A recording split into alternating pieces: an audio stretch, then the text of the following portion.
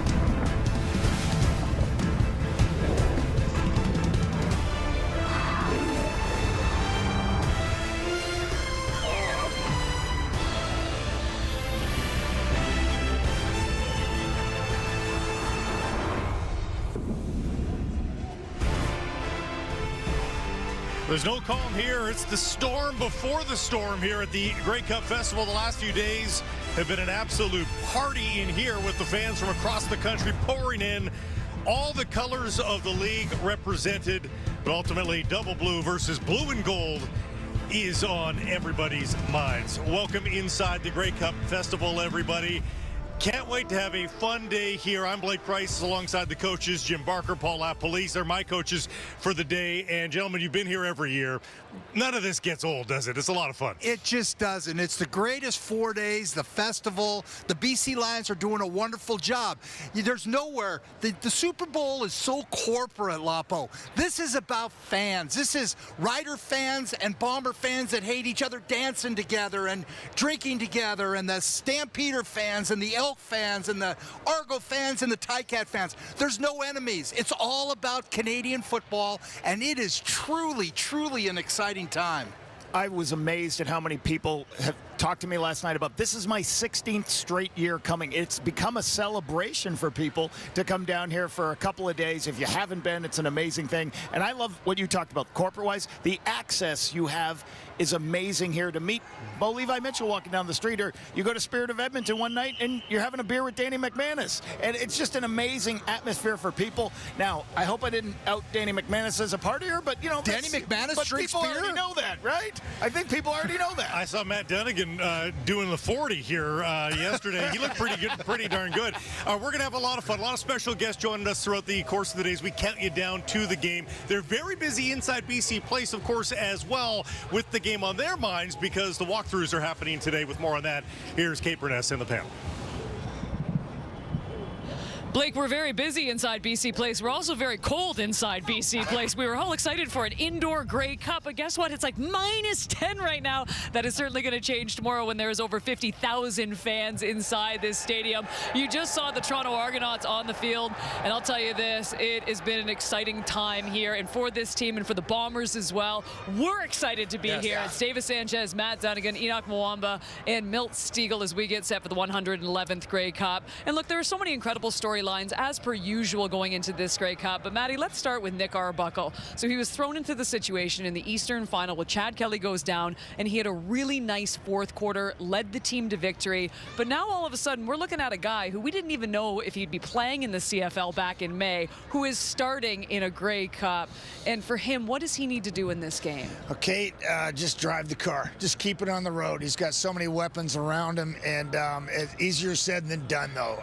You know, I often say that the players on the field, they'll write the story. We simply tell it and talk about it. And Nick Arbuckle's story is yet to be written. He's got to go out there and play within himself, not try to be the guy, just spread the football around. And I think we were all devastated last week when we saw Chad go down.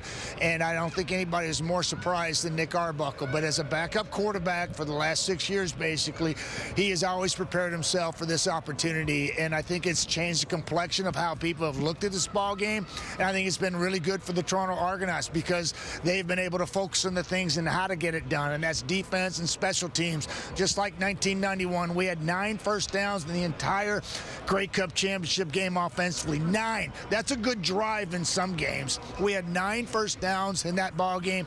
Defense scores, special team scores. We win going away 36-21. That's what Nick Arbuckle's got to do. He's just steer the car, keep it on the road, and play within himself. So the love for Enoch. We got some rowdy Argos behind us here. They're having some fun. So look, guys, I guess they're not nervous, are they? They're chirping Enoch. They're yelling at us. So this is it's pretty good. Maddie, to play off of your conversation there, and I feel you. Nick Arbuckle just got to stay within himself. He's not going to win the game on his own, but he does have some great playmakers. And this is a defense in Winnipeg that is not just the best in the league, but they're by a pretty substantial margin. And when you look at some of the metrics, and they don't give up big plays. That's not what they do. They're going to force you to nickel and dime and work the ball down the field. That being said, when I look at the playmakers for this Argos offense, they got to be special. That's the only way that I think Argos win this game is if guys make plays, run after catch. We're talking about Unger and Polk and Deontay McMahon, who's as electric as anybody around, Janarian Grant. Those guys have really got to be special when they get the ball in their hands because Nick is going to get it out quick. He gets it out quick. They make plays. That is the keys for me for the Argos offense. And when we look at the Winnipeg Blue Bombers, too, I mean, a lot of talk going in, and the dynasty word has been brought up so many times, Milt Siegel. And look, this is their 5th straight Grey Cup. The record is currently 2-2. Do they need to win this one? Well, in my opinion, they are a dynasty. That's no question. But the question is going to be if they lose this game, that dynasty that lost 3 in a row. That's what they'll talk about. That'll be the narrative. Not that they went to 5 Grey Cups and they won 3 out of the 5. It'll be that, yeah, okay, they went to 5, but they lost 3. And that's not the narrative you want. Regardless how many you went to, regardless if you were able to win those first 2, all they'll talk about is lost 3 Grey Cups in a row. So there's a lot of pressure on everyone, but there's more pressure on these Winnipeg Blue Bombers, especially the guys who've been there for all 5, Willie Jefferson and Oliveira and, of course, Zach. Those guys will be talked about like, yeah, you were okay, but you lost 3 Grey Cups in a row, and that's not what they want. You can't take the dynasty away from what they've been able to do over the years, but one of the reasons why they've been so successful is because they've been able to innovate so much over the years. And when you look at the Winnipeg Blue Bombers, there's always been something special about them, whether it's the defense and Willie Jefferson, Zach Collaros, and now we always talk about Brady Oliveira. But one of the things that I noticed, specifically being in Winnipeg last week, was the way that Buck Pierce, my former quarterback, who is the offensive coordinator. That's right. That's my quarterback. Don't start crying. But what he did last week was amazing. Everybody was expecting Brady Oliveira to touch the ball early and often. But if you look at the first quarter, he barely touched the ball. But Zach Collaros was getting the ball, getting it out, getting the ball, getting it out. And it was all quick game until the defense was a little bit tired, and now Brady did his thing. All right, that was a great start. We've got to break down this entire game throughout the day. Of course, the East and the West walk through as we send it back to Blake Price. And by the way, gentlemen, well done on matching suits for Grey Cup Saturday. Great day. It's called the Grey Cup. We thought we would take it literally. That's all. There it is. This is the 17th Grey Cup ever hosted in Vancouver, second most of any city. Just the 3rd time that BC Place has hosted it since the massive renovations took place before and after the Olympic Games, however. So it feels like they're still getting used to all the new things that are happening at BC Place. There's even more renovations planned for BC Place in the coming couple of years as well. And we've grown by 1 here at the Grey Cup Festival as BC Lions quarterback Nathan Rourke joins us. This is a fun festival. It's a fun week for everybody. It's even more fun to be playing in it, of course, Nathan.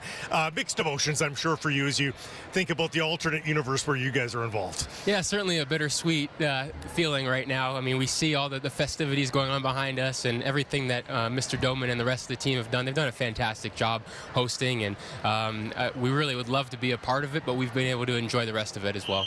Will you watch the game? I'll do my best to watch it. Yeah, I'm gonna have to watch it and then turn it off at some point because I might get so frustrated knowing that that should have been us. You know, that kind of feeling. But two very deserving teams, and I'm sure it'll be a great game. Let me ask you a question. You know, for Nick Arbuckle going in to play this football game, what do you think he's got to do to help his team win the football game? Yeah, I mean, it's a tough ask, right? Going into a game where you haven't been the starter all year. Even before Chad got back, it was him and Cameron Dukes, you know, kind of rotating reps. But Nick's a pro. He's been doing this a long time. He's had some success against Winnipeg. And I think that Ryan Dinwiddie and the rest of the staff are going to have a great plan. And I think Nick has a chance to do it. Yeah. Okay, I want you to be honest about, and first I like your gray suit. Kate will love that you match with us. But I really want to ask you this question. So for Zach Collaros, he's lost 2 straight Grey Cups. So there's some added pressure. Now, you're going to say, no, you just approach it like any other game. What do you do different in your approach to the game and as the game gets ready to kick off in a game that does mean as much as this one might mean for Zach Collaros? Yeah, I mean, you look at Winnipeg, what they've accomplished in the last couple of years, right? The wins that they've gotten have not always been pretty, but great teams find ways to win even when it's ugly. Winnipeg's done that time and time again. The hottest team in the league this year. I don't think Zach Collaros in the group, they'd change much. I think they continue to play well. I thought the West Final against Saskatchewan might have been his best game all year. He's playing very well. I think they're one of the teams that started slow. They figured it out during the year, as I thought that they would. I think many of us did.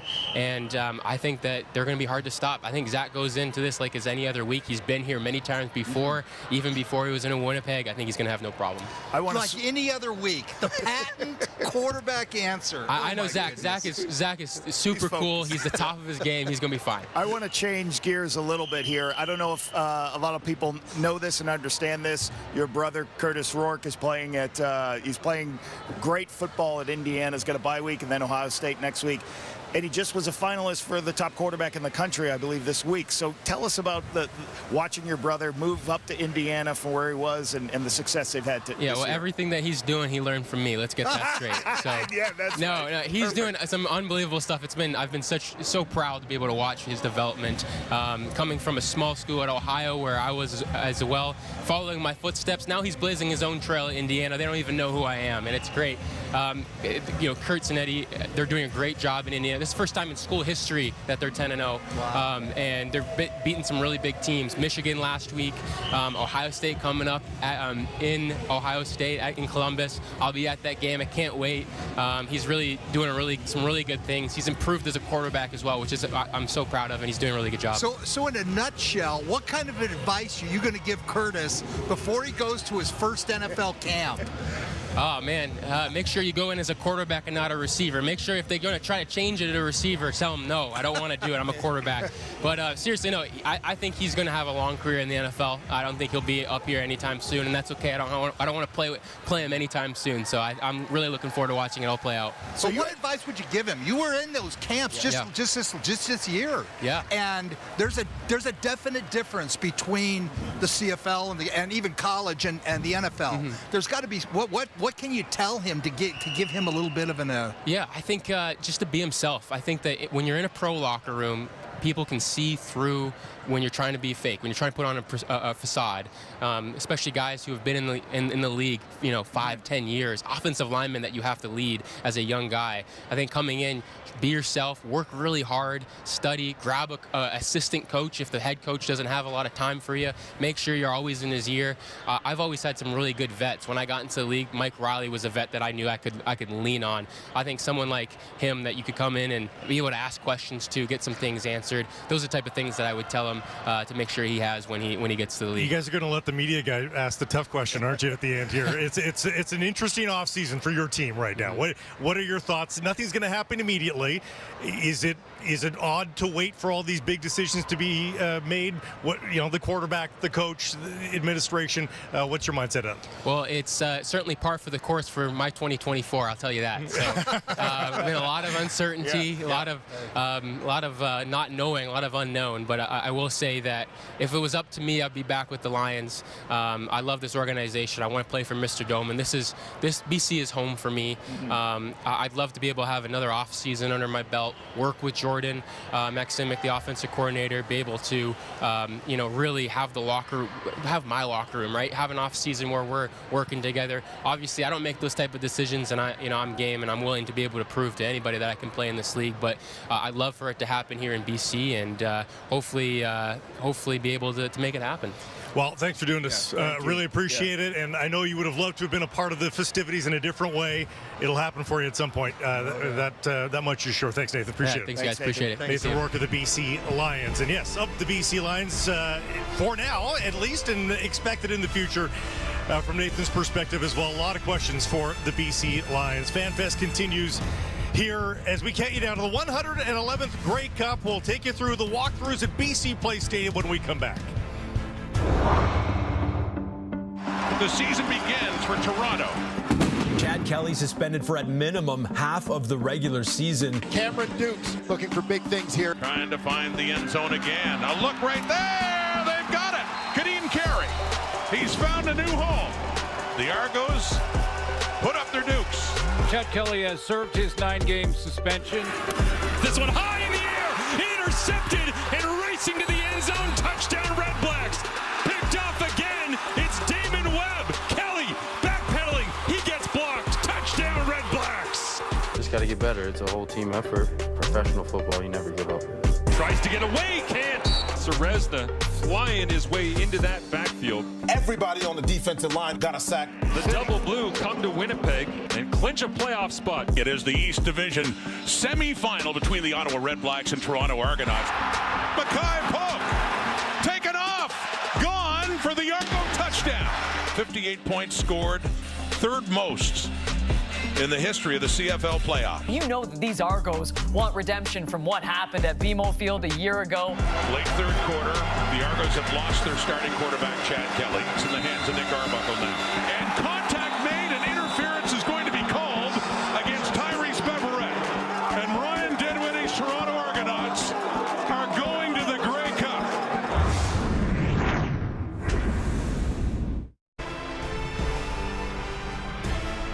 Welcome back to Vancouver. Great look outside BC Place Stadium as we count you down to the 111th edition of the Grey Cup.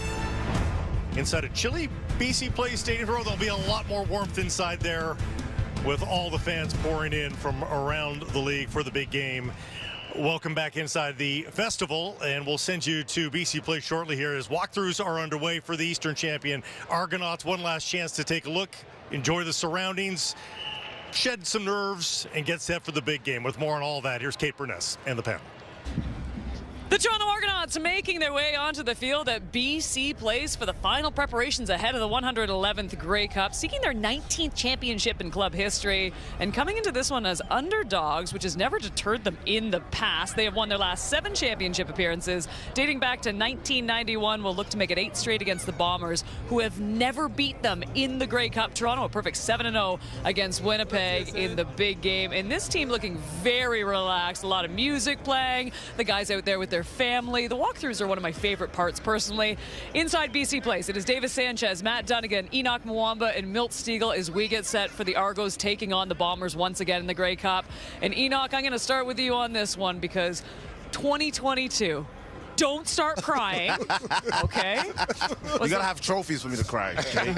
We may have brought them, but needless to say, you were in that game and you've been through these walkthroughs before. What's going on with this team right now? At this point, this day cannot go fast enough. I mean, you've gone through all the preparation and you've practiced and practiced and practiced and studied. And right now, you exhale a little bit, but the big day is on its way, and you can't wait to get through this day. Enoch, I can say I equate it to food, like a crock pot. You throw a roast in a crock pot all season long. You lift up the lid after about 8 hours and you check whether it's ready or not. Is it tender enough? And out here, that's what's going on, right? You said letting a little steam off and letting guys relax a little bit because tensions are high, and it's all on the line tomorrow. And this here is nothing but just some of that and checking whether or not that roast is ready. I always felt like there was 2 separate times in regards to all these walkthroughs. There was lock-in time, and then there was family and kind of talking to your guys time. And they were always clear to me. And it could be, in an hour, half an hour, could be lock-in, half hour, could be shooting this stuff with my guys. But, you got to I always felt like mixing it up and having both of those times. If you're too dialed in, and you ramp up too early, or if you're not having fun, it's just I like to really mix this time up and have fun. You see it. Some guys are quiet out here, and some guys are talking to their teammates and playing with their family. Yeah, for me, it was more relaxed. Like during the week, I was really intense, really focused. I really didn't want to deal with family or friends, but this was a day where I said, okay, I can't do anything else. All the preparation I could do is done. If it was good enough, it was. Unfortunately, it wasn't good enough. I lost both of my plating. But it was always good to just get out there and relax and be with family, be with friends, have some memories that you can't get back. So I see the players doing that, out there enjoying themselves, and I'm happy for them. Is this something new? And it's because if it's not in your routine, then I don't want it out there. I don't want to be a part of this. I want consistency, and if this is what the Argonauts do the day before every game, then fill your boots. But if it's not, then I got an issue with it, because I just want to be locked in at this point. Don't get near me. I just want to go play the game. This is definitely different. I mean, Coach Dinwiddie's trying to involve as many of the families as possible, a lot of the kids. A lot of these kids weren't there in 2022, I'll tell you that as well. But I think he's trying to just get everybody to loosen up and get a little bit lax, because I know this whole week has been extremely tight. They were stuck at the hotel studying and practicing, like I mentioned earlier. And, the families just got in town last night, so he allowed them to share the time together. What's going on right now, getting that team pick. And as you said, too, this is something that we see. We see the relaxed look, the team photo. We got the family on the field as well. But we've also seen other teams like run drills, like go into formation. Like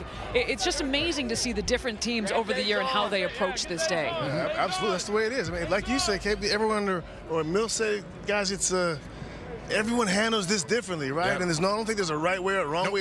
It's your way, and it's fun. Look, you got to enjoy these things. That's one thing, and we always look back on it. You got to enjoy it, because you might never get back there again. You might play in 10 of them, but you got to enjoy it. And regardless the approach you have, it's not going to have any impact on the game. If you're serious, if you're joking, it's not going to have any impact on the game. The best team is going to win tomorrow, and it's not based on they were joking around with family and friends. If they were out there running drill, running plays, it has no impact on what's going to happen tomorrow afternoon. I think what is unique here when we look at this team picture is there's a lot of guys that aren't on the roster that are here intermingling, and I think that's a huge tip of the cap to Ryan Dinwiddie and the Argonauts for bringing those guys along, and because they're a part of it. They're an important part of it, the part you don't see all season long.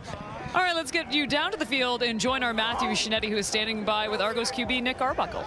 Well, I got to ask you, Nick, I've known you for a few years, and knowing how significant this event is and really being thrust in it like you have been, how have you been emotionally processing it over the last few days? And are you superstitious before games like this? No, I'm not a very superstitious guy at all. I just kind of do whatever I feel like the moment needs to get myself ready, to get the guys ready. A lot of my preparation and readiness kind of falls on feeling like we're ready as a team, and everybody around me is locked in and in whatever state they need to be in to perform well. And I feel like we got that. So just a lot of confidence I feel around the entire team going forward. You talk about the preparation. Let's talk about a significant group on this team. The 2018 Calgary Stampeder winning team. There's a lot of members on this team. Yourself, Wint McManus, Florian Arumalade. What has that group brought to this team that has allowed you guys really all week to be relaxed, to enjoy this, to have the level of excitement I haven't seen out of an Argos team at a Grey Cup maybe since 2012? Man, they're all an incredible leadership group. And it's been that way since the moment I showed up.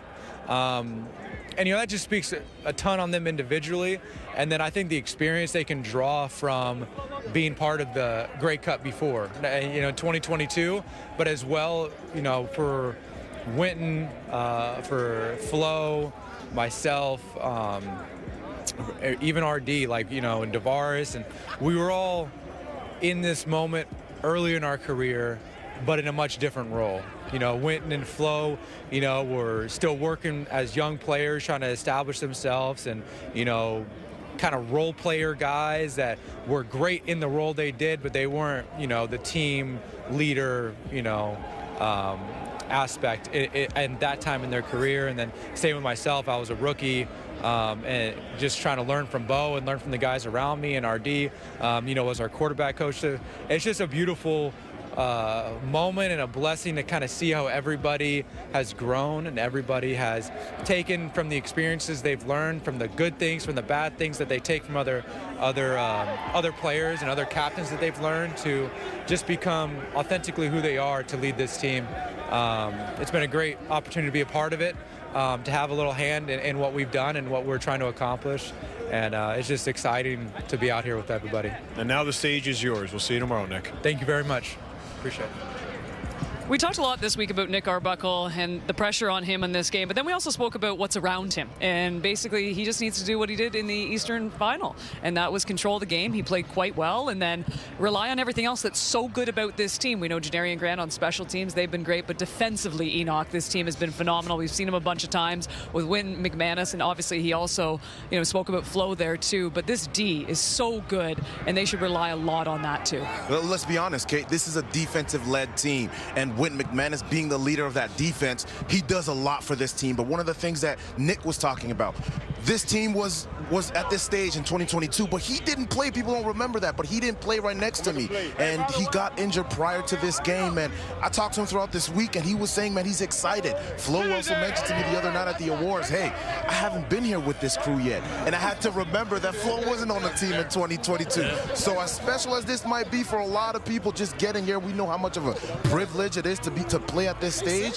where every other team is watching you. There's a few guys that really want this bad, Matty. And Wynton McManus is a big part in helping young guys like Isaac D'Angelo and Mark Milton, two first-year players who weren't here 2 years ago. They didn't even play in the CFL. It's the first time out. So those young guys will be leaning on a veteran guy in the middle. And what a difference Wynton McManus made when he came back in the lineup and really solidified this team down the stretch. And he's going to be paramount with D'Angelo and Milton and the secondary first-year players going through the first time. So they're going to have to lean heavy on that veteran leadership. Yeah, and this defense is really going to have to continue playing well for these Argonauts to have a chance to win. And it starts with those guys up front. Of course, we know what Janarian Grant can do when he has the ball in his hand. I think they'll get him more involved in that offense, but that defensive line, they had 4 guys with 6 sacks or more.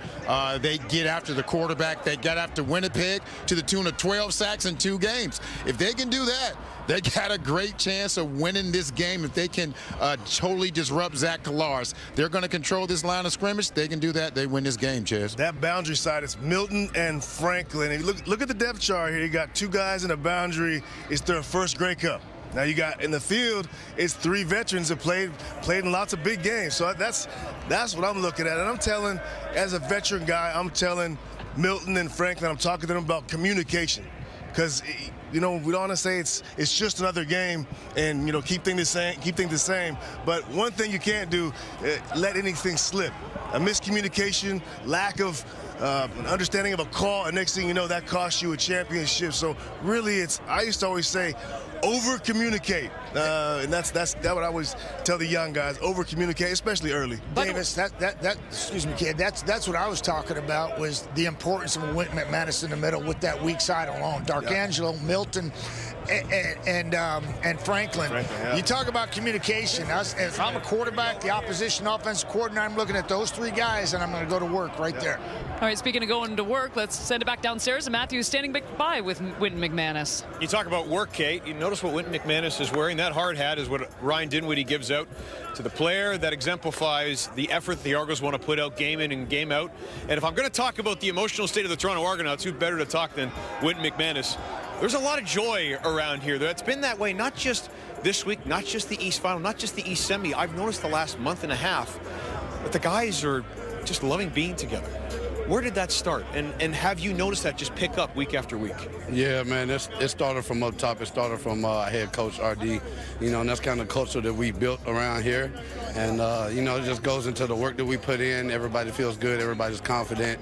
Everybody's encouraged, and we're just ready to go. We want to be loose. We don't want to be uptight. Don't make the game bigger than what it is, man. And be yourself.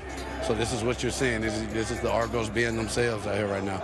So how are you going to be yourself? Enoch Mwamba was on our panel, and he was there during the 2022 Grey Cup. You weren't able to be in the capacity that you wanted to be.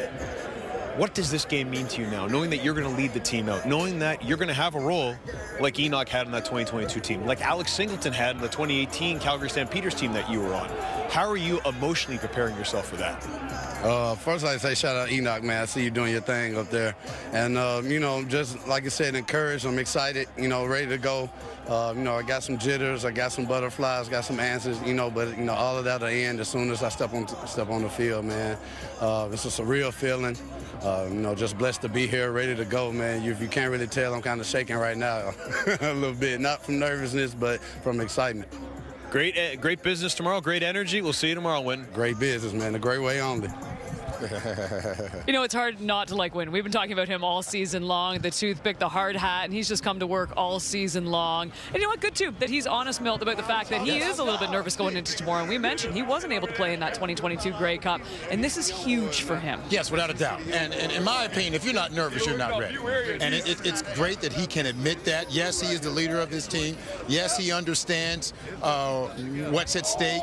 And he has to be somewhat anxious because he, as Matthew mentioned, he didn't play that 2022 game when Enoch went off and had MOP and top Canadian. So he's going to try to go out there and do everything in his power to make sure this team wins this game. And as we've seen in the playoffs, this man finds a way to get around the ball and make some plays. Chaz, you talked about communication, and this is one of the things that Wynton McManus absolutely thrives in. This is one of the things he always harps on, and he talks about great business. One of the things he always says when you're standing next to him, he tells everybody, talk to me, I'll talk back, and that's what he mentions all the time. And you talk about communication. It is going to be absolutely important tomorrow as these things get going. How important is it for Serezna and Holly just to, we talk about the Winnipeg offensive line and how they get off those D linemen, get on linebackers. All this chatter about Wynton McManus, it might not matter if Holly and Serezna can't handle those interior guys and keep them off of Wynton, because Wynton's not the biggest guy. He's fast, he's got instinct, but he's not the biggest guy.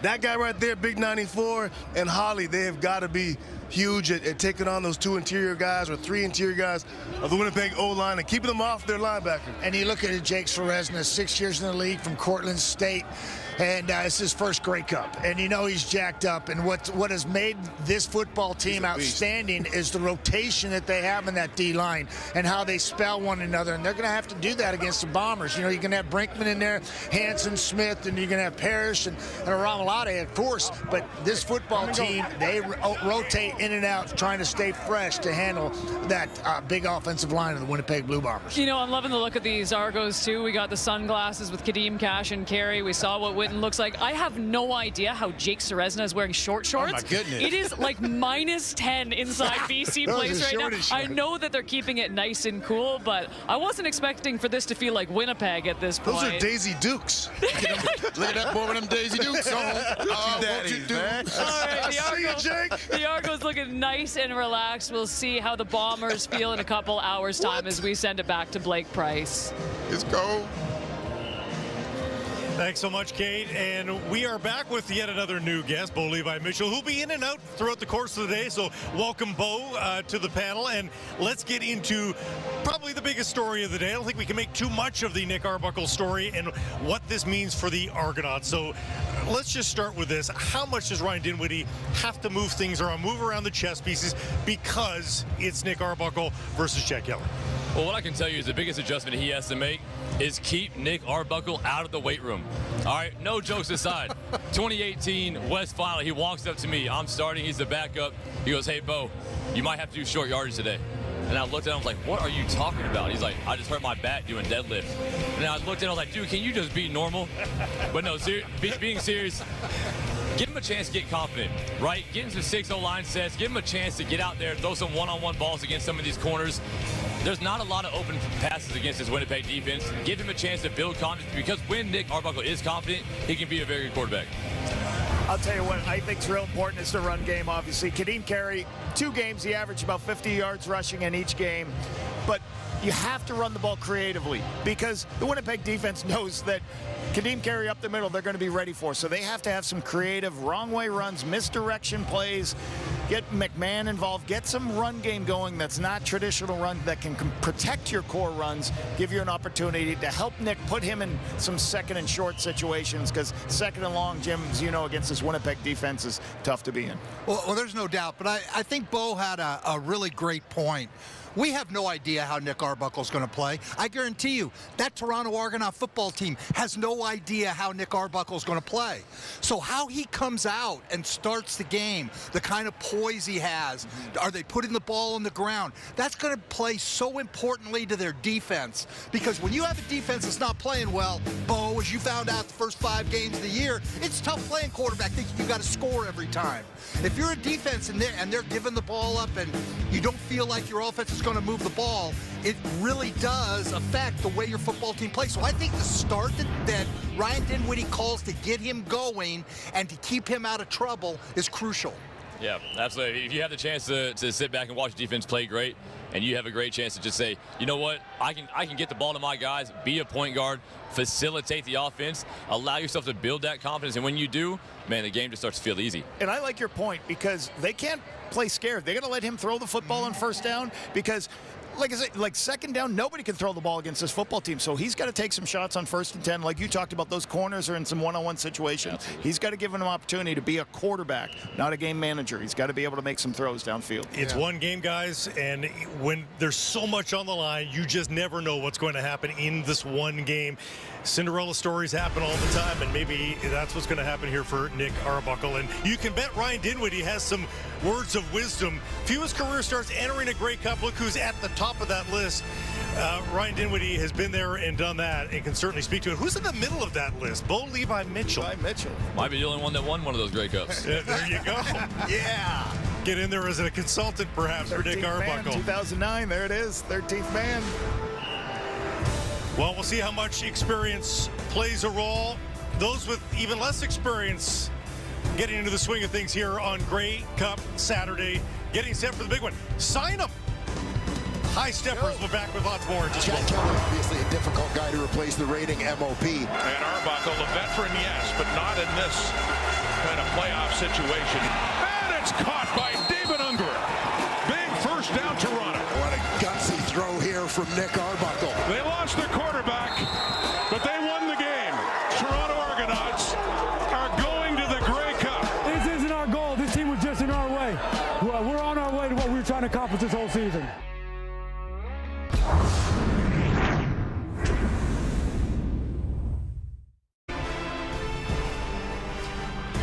We are back for Grey Cup Saturday here on TSN. Canada down to the 111th edition of the big game. And with more on the quarterbacking story, here's Farhan Lalji and Dave Naylor, our insiders.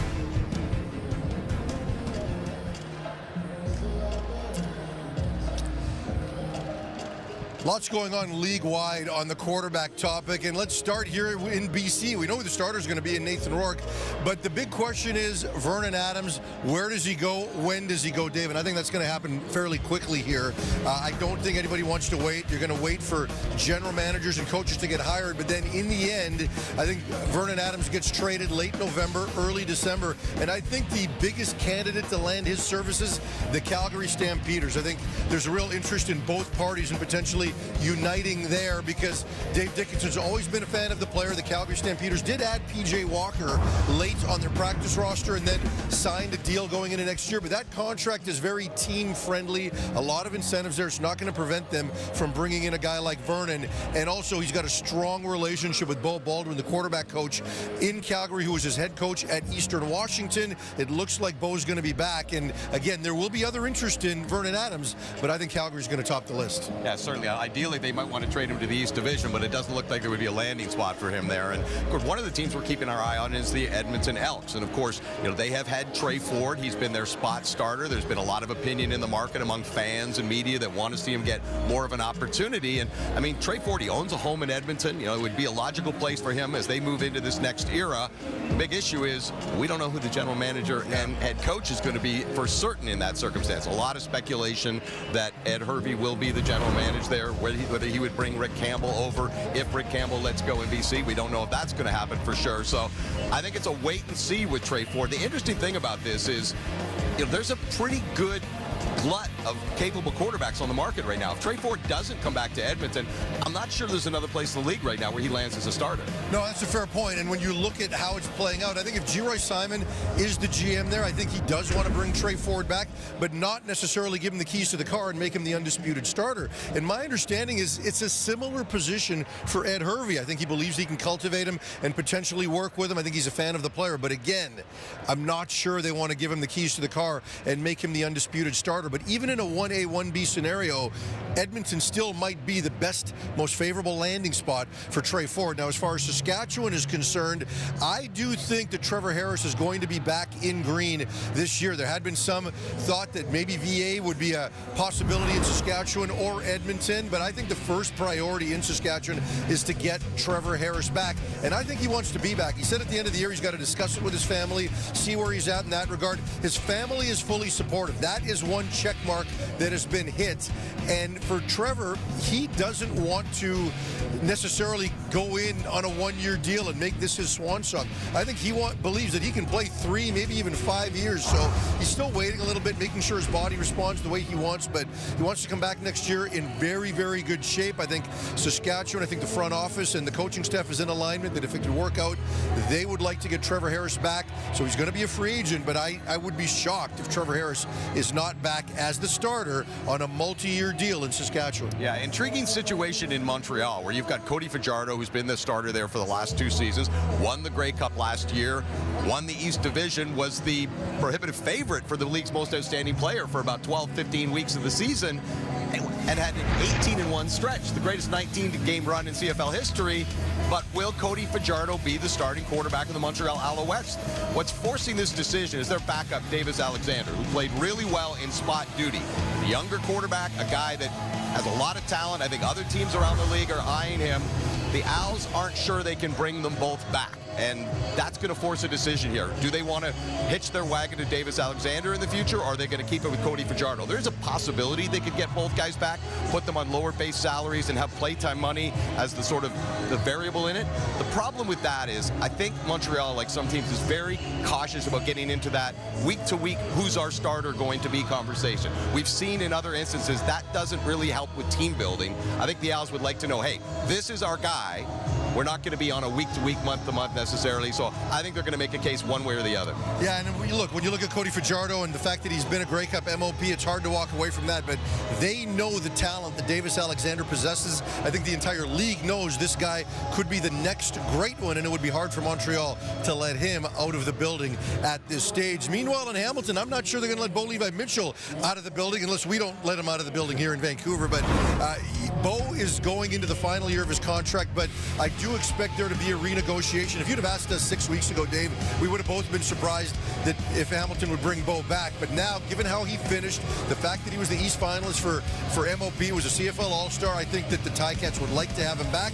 I think he wants to be back. I just think from a contractual standpoint, he hit a lot of incentives this year. I think he'd like to turn some of those incentives into base salary. It's not necessarily going to be that he wants to get back into the $500,000 range. I think it's manageable. He just wants it in guarantees. You know, and I think a lot of people look at the statistical season that Bo Levi Mitchell had leading the league in touchdowns and passing yards and all that. The other dynamic there, I think, is just the way that team rallied around him in the second half of the season. Ticats management saw that, and that's a big part of why they want to bring him back next season.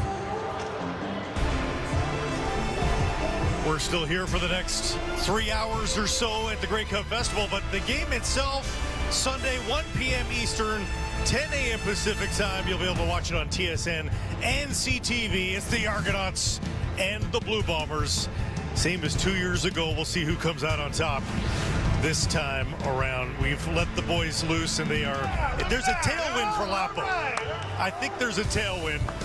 I don't think there's any risk of them being signed away from their current occupations, including Bo Levi Mitchell. They're both good. We're getting into the dynasty of the Blue Bombers when we come back. Love you, love you, love you. Zach Kolar, since joining the team back in 2019, has done nothing but win. Open receiver, touchdown, Winnipeg. Just like that. Kolaris, end zone shot. Dembski got it. Touchdown, Winnipeg. so good. Zach Collaros does it again. What a show from Zach Collaros!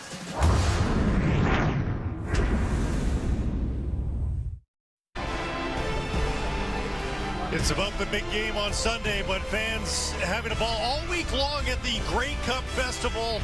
All sorts of fun and games and shenanigans for everybody to be up to. But they're all eyes on Blue Bombers Nation and whether or not they can get their third Grey Cup win in their last 5 visits. They have put the win back in Winnipeg. The Blue Bombers, 2019 Grey Cup champions. So proud of my teammates, my city. I love you guys. And come home with that cup. Woo! Oh, nearly intercepted. It is! And it's over. Back-to-back Winnipeg Grey Cup champions 2021.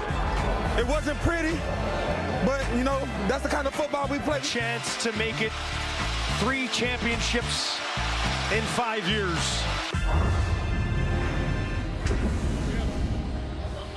It's a bit of a fulcrum game, isn't it, for the Winnipeg Blue Bombers as they try to win for the 3rd time in the last 5 seasons. You lose the game, however, and it's 3 losses. It's the majority in the last 5 years. Swing game for the Winnipeg Blue Bombers. With more on the dynasty, here's Matthew Shinetti.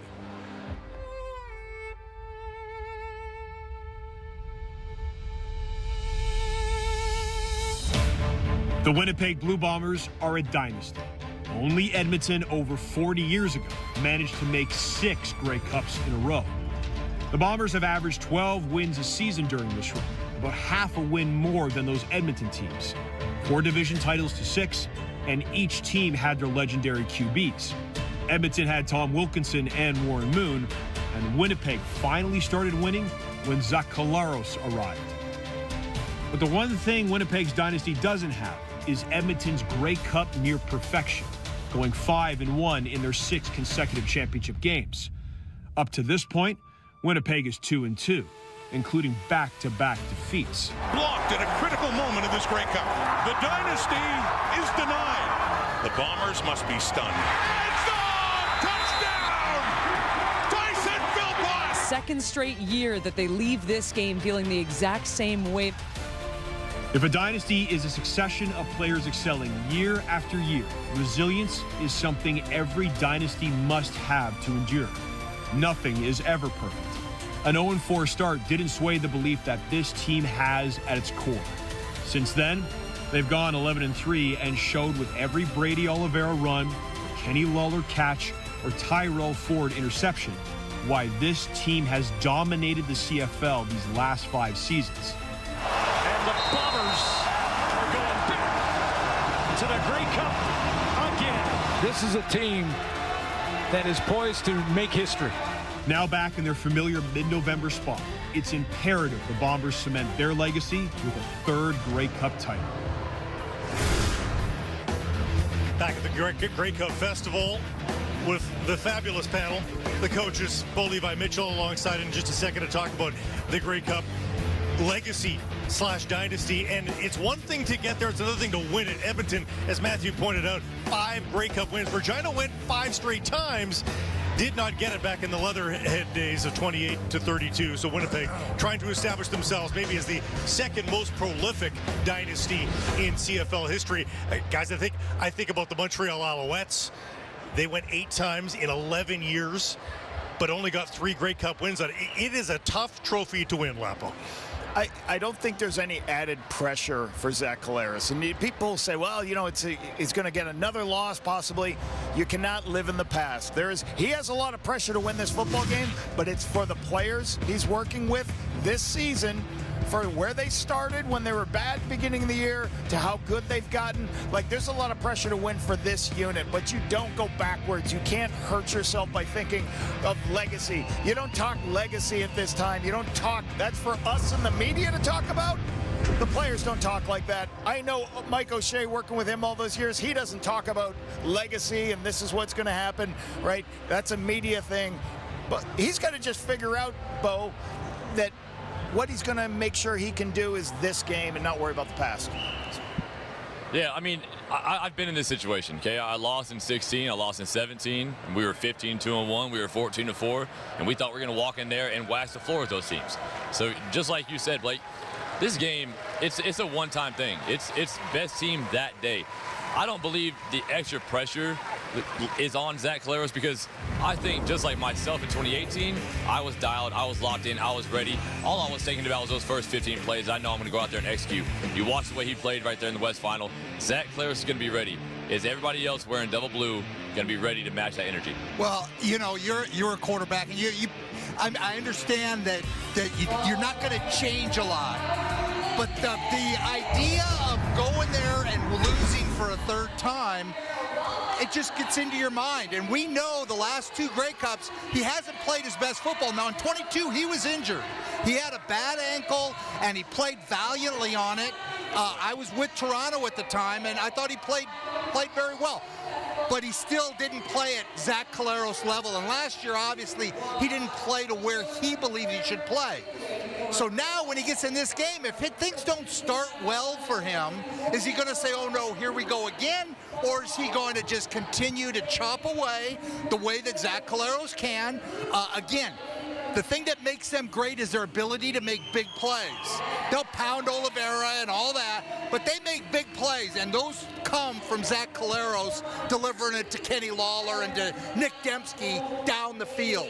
Yeah, and the thing that's hurt them the last couple years is his ability to try to make that big play, and he throws an interception or he turns the ball over. He's just got to be careful with the football, and I think they win their Grey Cup. Well, the pressure he's going to feel from that front, from that defensive line, that pressure is going to play a factor in how he plays. So much acclaim, so much success already in the career of Zach Collaros, but you do get judged on your performance in these big games, and he's going to get that as well, of course, as you look back at what he has done in each of these games.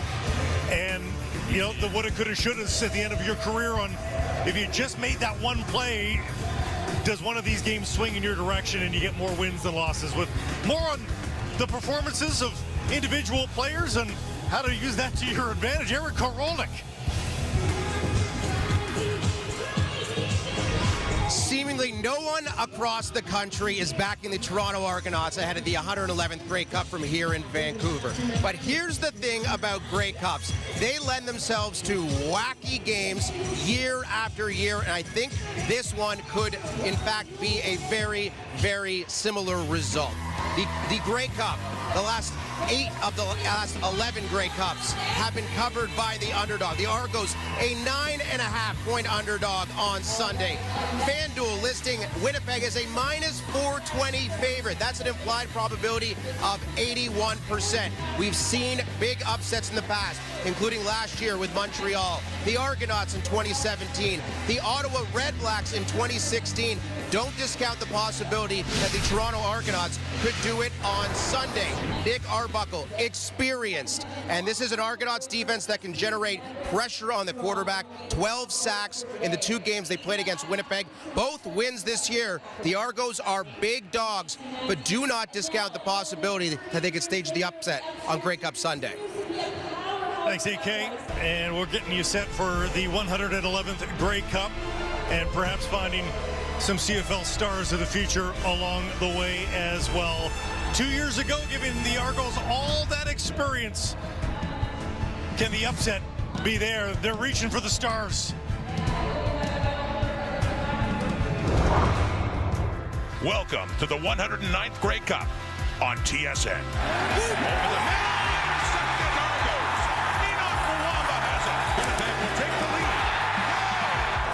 at a critical moment of this Grey Cup. And one of the oldest trophies in Canada's history will go to one of its oldest franchises. The Toronto Argonauts have won the 2022 Grey Cup.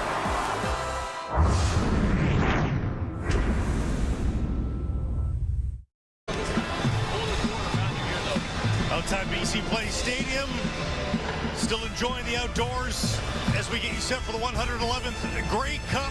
The Argos and the Blue Bombers in the spotlight, but it's a celebration of the entire Canadian Football League all week long. this has been a different team with number 2 at the helm. Now he's trying to get away, and he does. Now down the field. Ford, will he take off himself? No. Touchdown, Edmonton. The Elks go back on top with 34 seconds left. Ford. Oh, a nice move. Wow, out of the pocket. That's an unbelievable move in the open field. If we want trade, chants are beginning. This guy and his star power in this game. He will be the face of this franchise.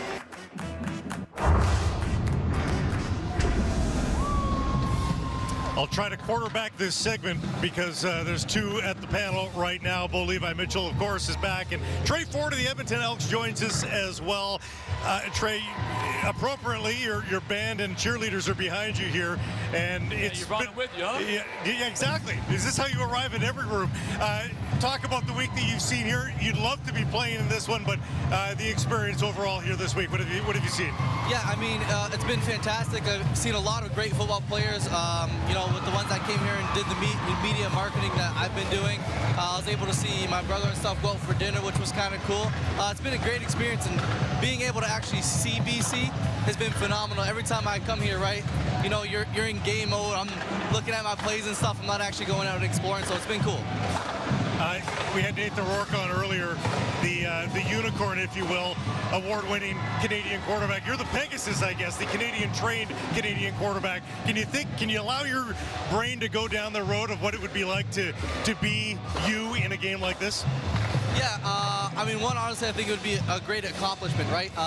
To be able to play in a Grey Cup, I think that's huge for any quarterback, right? Not just one that's grown up in Canada, but only played Canadian football. So I think that'd be big for me and just big for the Canadian quarterback in general. I want to know, you got your brother playing in the game. Are you going to be able to swallow the pride and put on a Winnipeg jersey with your last name on the back of it? I don't want to, but if he really wants me to, I could throw on the 30 jersey. I'll pretend I'm colorblind and can't see the color, but I could definitely wear it if he needs me to. Another question I have for you. Has your brother asked you for any advice? Hey, bro, what do you see on film? How do you think Toronto's going to attack me? You know, what do you think I can work on? Y'all have that kind of relationship? To an extent, but, you know, he's so confident in his abilities. He's not asking for any help. He's like, bro, honestly, it doesn't matter who's out there. I'm locking them up regardless, so. I saw that this offseason when we threw together, man. Y'all's relationship, the confidence together, it's amazing to watch. But you got to say congratulations to the Ford family. Hopefully he gets the first one, and hopefully you get to follow soon after, brother. Yeah, that's the plan. If he gets one, I definitely have to get one. I got to catch up. I can't be in trail for too long. Oh, yeah. What do you make of the Nick Arbuckle story? You've had the experience yourself, sometimes holding the clipboard, sometimes getting into the starter's role here. What do you think's going on in his head right now? I mean, I think he prepares really well from, you know, the time we had in Edmonton. I thought he was really good at his preparation.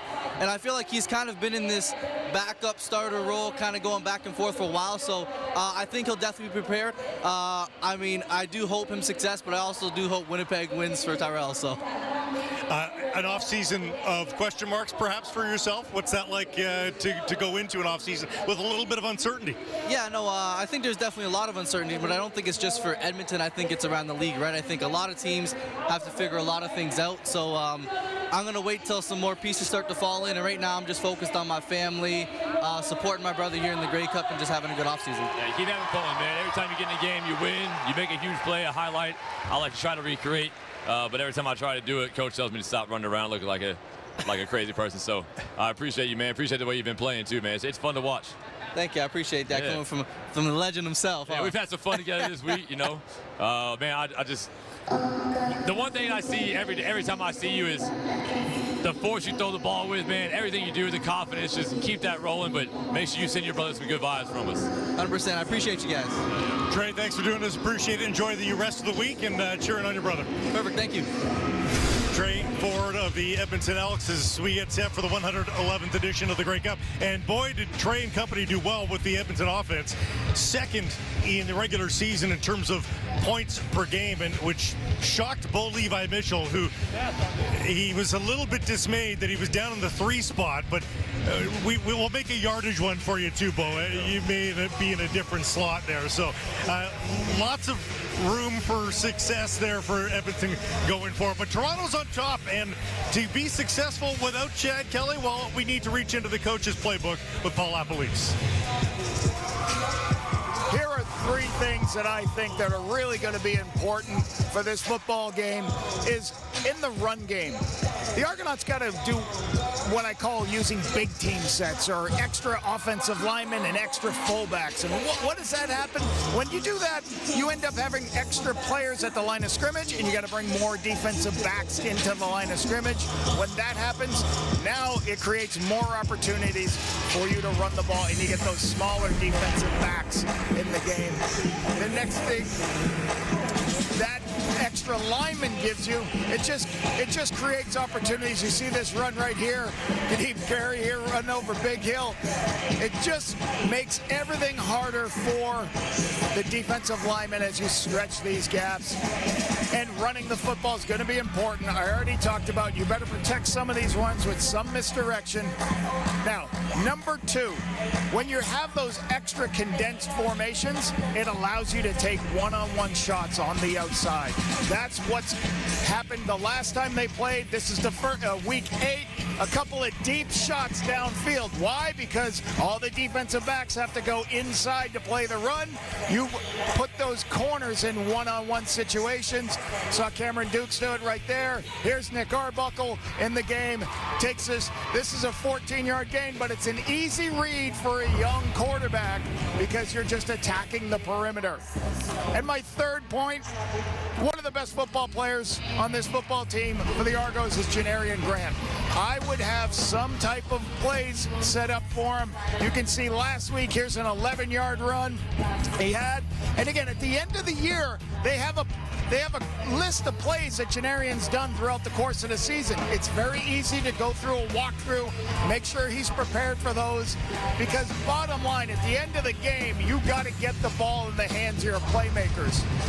And I got a funny story to talk about that. 2019, I'm the offensive coordinator of the Winnipeg Blue Bombers, and I'm trying to figure out what's the first call of the Grey Cup, and I didn't have it. Normally I do. It's the morning of the Grey Cup.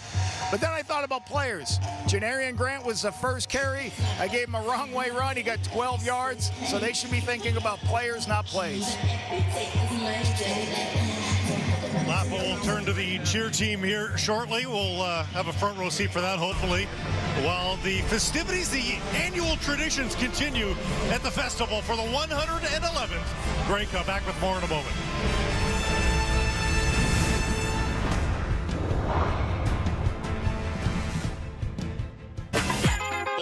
Dale, rompe. Rompe, rompe. Dale, dale, dale. Rompe, rompe. I'm a supporter. Are you?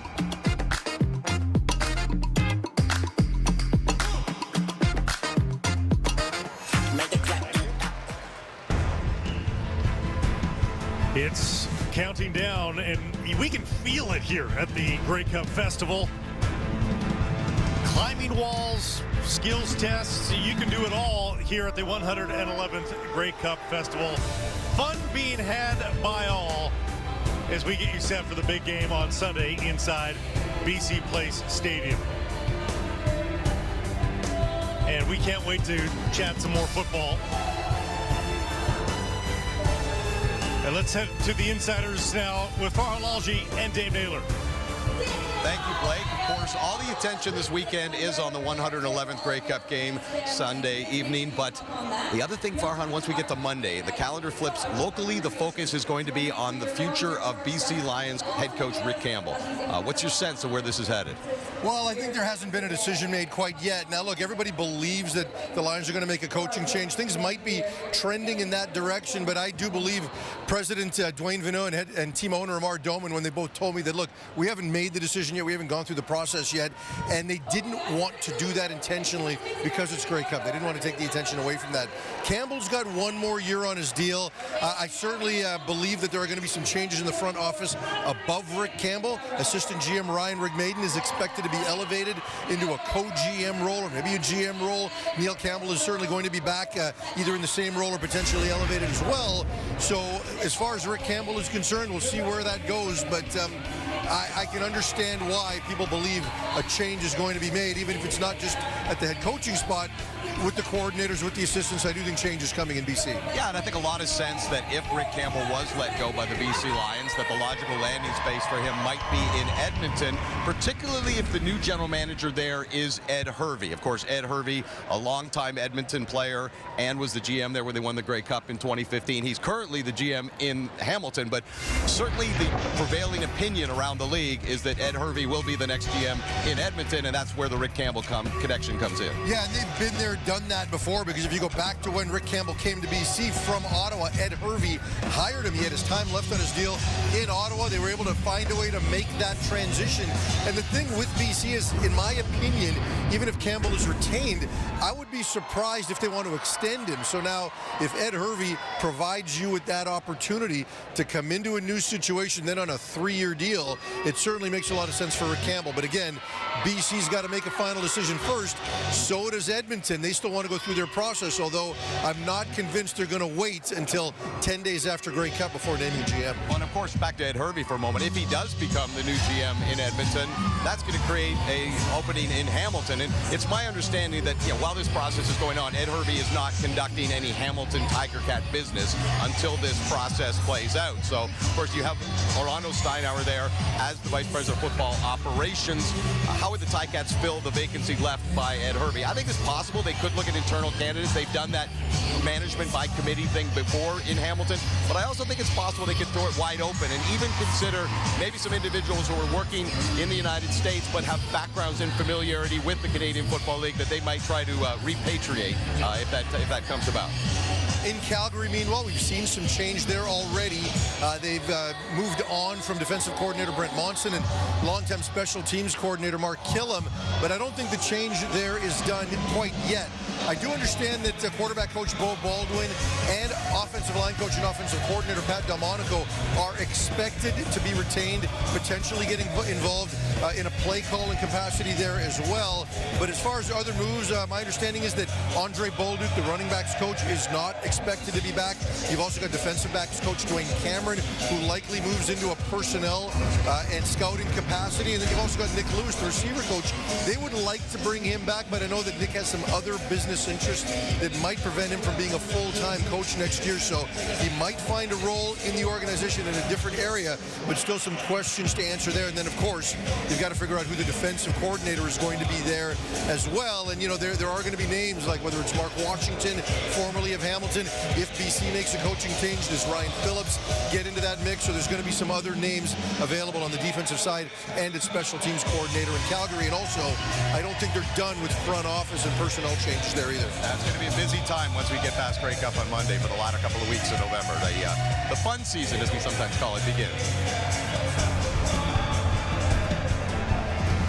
Thank you, gentlemen. And just to make sure you've got the schedule down, kickoff Sunday, tomorrow, 1 p.m. Eastern Time, 10 a.m. Pacific. Make sure your snacks are in place for the Argonauts and the Blue Bombers in the 111th Grey Cup. And that game's the main focus, of course, but there is the additional focus inside BC Play Stadium there of the Twisted Tea halftime performance with the Jonas Brothers.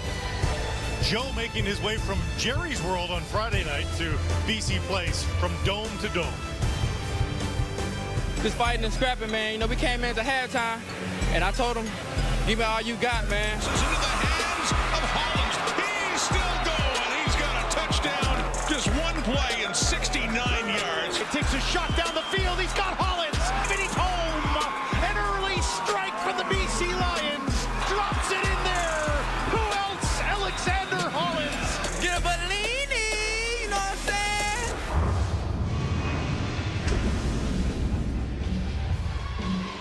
Fans and cheerleaders cheering on 6 Alexander Hollands touchdowns this season, and they're cheering him on right now as well here at the Grey Cup Festival as he joins us here at the desk. And welcome, first of all.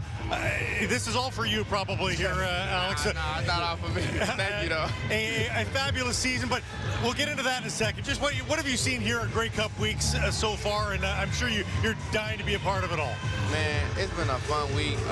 Just doing a lot of activities and stuff. We're here with the league and a little bit with the team and stuff. Seeing people have fun. A lot of fans coming out, showing love and support from every team, and especially the 2 teams here in the Grey Cup competing against each other. So it's been great, man. Excellent. Hey, what do you do in the off season? Off season's coming up. What do you do? Will you go home? What do you do with family? So at the beginning of the off season, I relax a little bit, go bowling, hang out with family. And my stepfather, he has a meat processing business, so we process wild hog and deer, clean and scale fish. So we do those things. We make hamburger patties, steaks, brocks. All right, you got to bring them back up to. You got to bring them up to the team, I can bring some back up to the team, man. Have some people try them out. Hey, let me ask you a couple football questions. What have you improved on from this year, from last year? Last year had great stats too. This year, great stats. But what did you get better at, you felt, this year as a football player? I think mentally, you got to be able to read those coverages as a receiver. You got to know what guys are, and you got to know what they're doing. And sometimes guys disguise and make it tough on you and make it hard on you to know what they're doing. So I think I got better at that because last year I was just kind of like on the fly with things. I kind of knew what some players were doing, what some teams were doing a little bit every now and then, but I got a lot better at that this year. Was there a defensive back, non-BC Lions, that you really hated going against? I know you say you're going to dominate them all, but who did you respect as a defensive back? I respect them all, man. I respect everybody game because the minute you don't respect somebody game, the game will humble you. So, guy like DB from Winnipeg, Ford, great guy. You know what I'm saying? He always trying to bait you up. Sales is a great corner, always trying to bait you up. I love going against Winnipeg's secondary and sad secondary because they are bend, don't break defense, and they disguise player real good. So. I love going against guys like that, teams like that. So what I think is great about the receiver position, coaching the receiver position, is you see so many of your peers and you can see them performing at other levels. Who do you watch when you're putting tape on non-BC Lions? Like this receiver in the league, I love watching his tape. I love how he motions. I love how he makes plays. Who do you love in the league to watch? Guy from Ottawa, Hardy. Oh, Justin Hardy. Man, excellent player. He's a dog, man. He always, man, he run every route. Every route he runs look like a go route. He get open, he catches everything, he get yaks. He make those big plays. He can get the little catches and turn into something big, explosive plays. So I respect the game a lot. I love watching him play. And also Reggie Bagleton from Calgary. That's my guy too. So I love watching him play too. So those 2 guys, I love their game. Yeah, excellent players. Any chance you know who your quarterback is next season? I know that's a big one in the. I mean, really, you can't lose, right? Yeah. Not a bad place to be. I mean, I think the whole Canada knows it's gonna be Nathan Rourke. So yeah, so that's who it's probably gonna be, Nathan Rourke. So yeah, we're looking forward to that. And what would you say to Vernon? Like such a great teammate and everything. Your time with Vernon. Man, my 3 years with Vernon, man.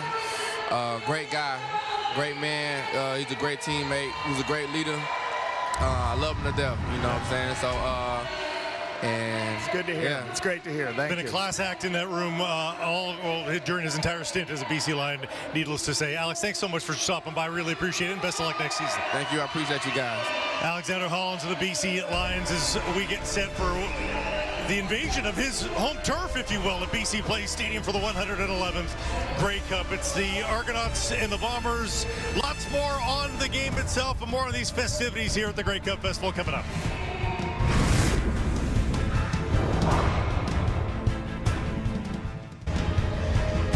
The good vibes, the fun continues at the Grey Cup Festival.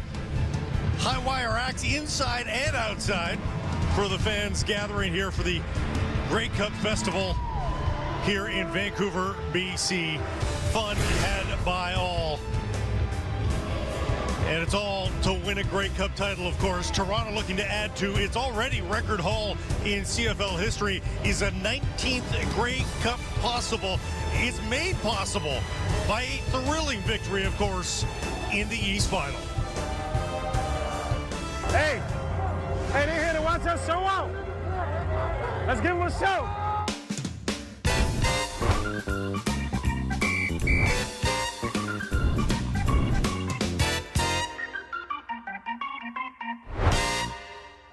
Oh, Canada, we stand on guard.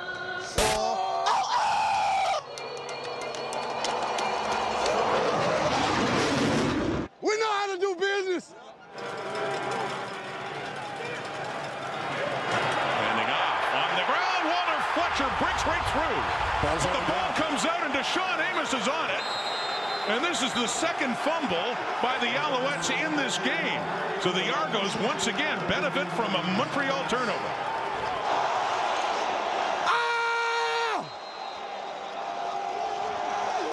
What's up, man?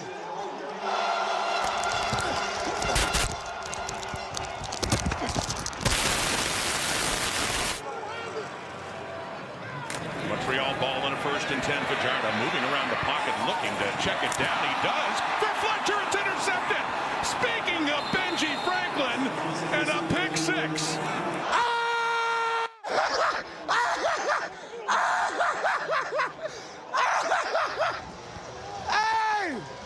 Hey, never too high, never too low. Let's keep us. Yes, sir. We locked in. We got a job. This is what we do, right? We don't ride the wave, man. We make plays. We always do this, right? It's just a normal day for us.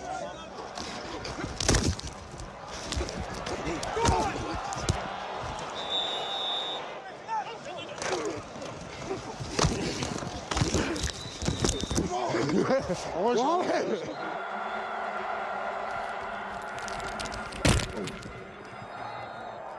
Yes, sir.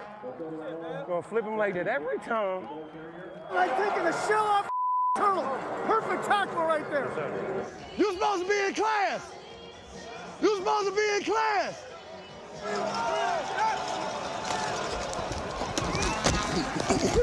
From the Toronto 8. Fajardo rolling out to the right, looks to the end zone. Touchdown, Alouettes. Touchdown. It is Keon Julian Grant. Kelly.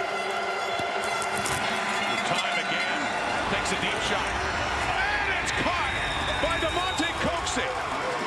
Let's go, coach. Let's go, boy. Let's go.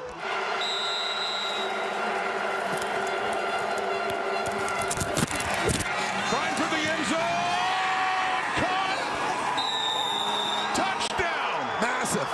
Unbelievable. Back-to-back plays to Coxey. And the Argos in the final play of the first half have retaken the lead. They came too. Let's go. Hey, let's go. Let's go, boy. Let's go, boy.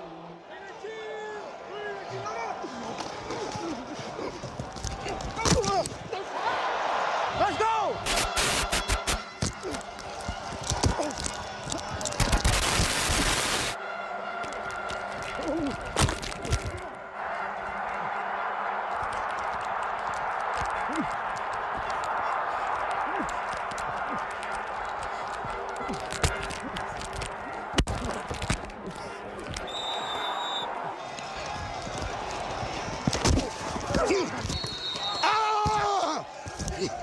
Second and 2. Toronto 15. Faking. End zone. Touchdown, Alouettes. Austin Mack. Bro, that's crazy. Cody Fajardo on a 2nd and 4. Quickly rid of it. Oh. And it's caught by Walter Fletcher. And he waltzes in for the touchdown. McManus. This is to tie the game. Fajardo into the end zone, intercepted. Benji Franklin. Hey, that's a great play. So 4 seconds, 3, counting it down. They lost their quarterback, but they won the game. And Ryan Dinwiddie's Toronto Argonauts are going to the Grey Cup. I'm not done. I'm not finished. I'm not finished.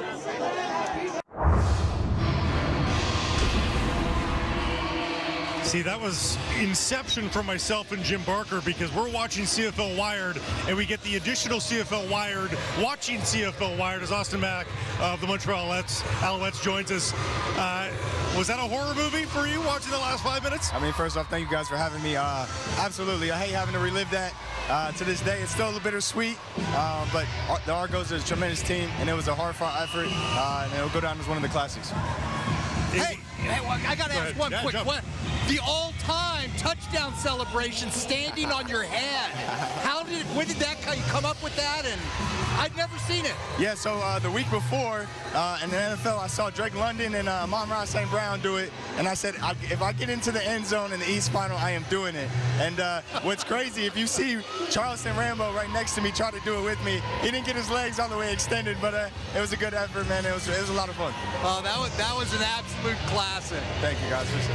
Good. Did you have something you asked? I was just going to say, after the season you had, obviously you hate the loss, but was it a bit cathartic to have the personal performance you did, at least to finish your season the way that it did? Yeah, absolutely. And, you know, guys, it's been difficult for me. I've been hurt, and I haven't played a lot of games with the team, a lot of continuity.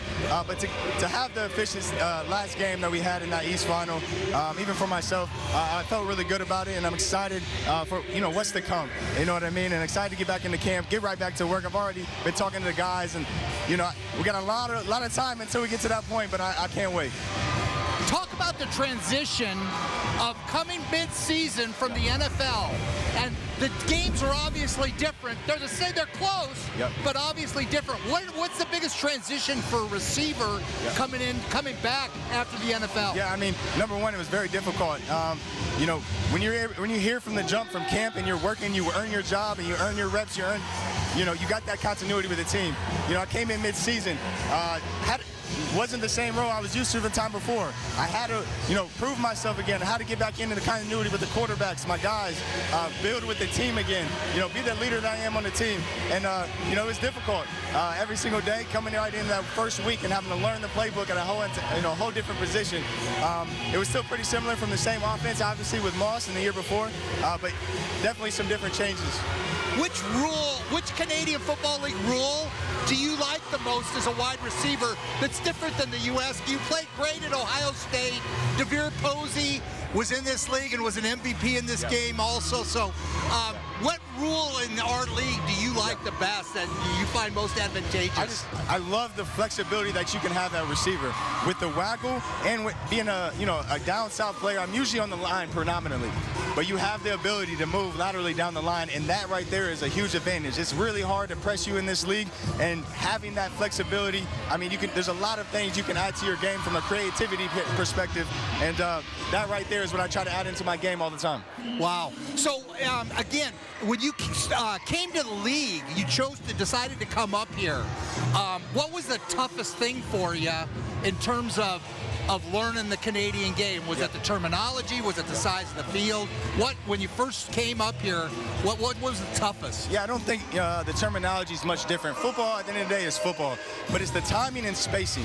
It's the nuances of the game. The field, like you said, is much wider. It's bigger. So things happen slower versus down south. Down south, the game is super fast. As a receiver, I'm usually racing against the defensive line, you know. But up here, they're a yard off the ball. You're not really racing the defensive line.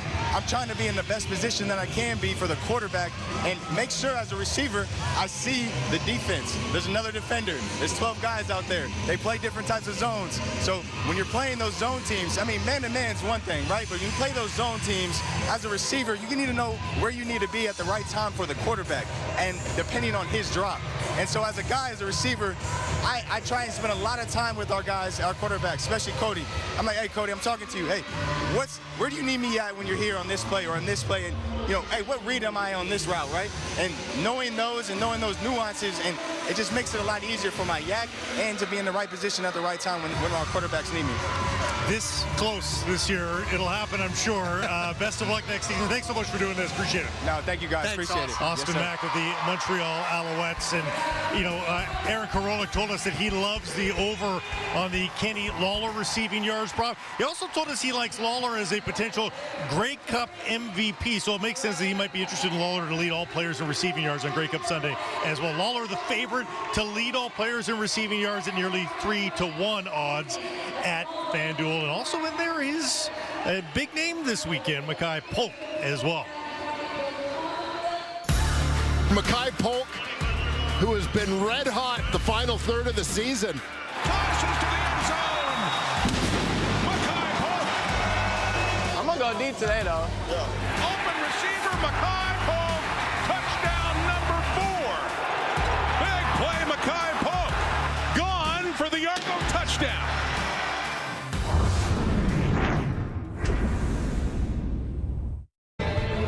The party continues at the Grey Cup Festival.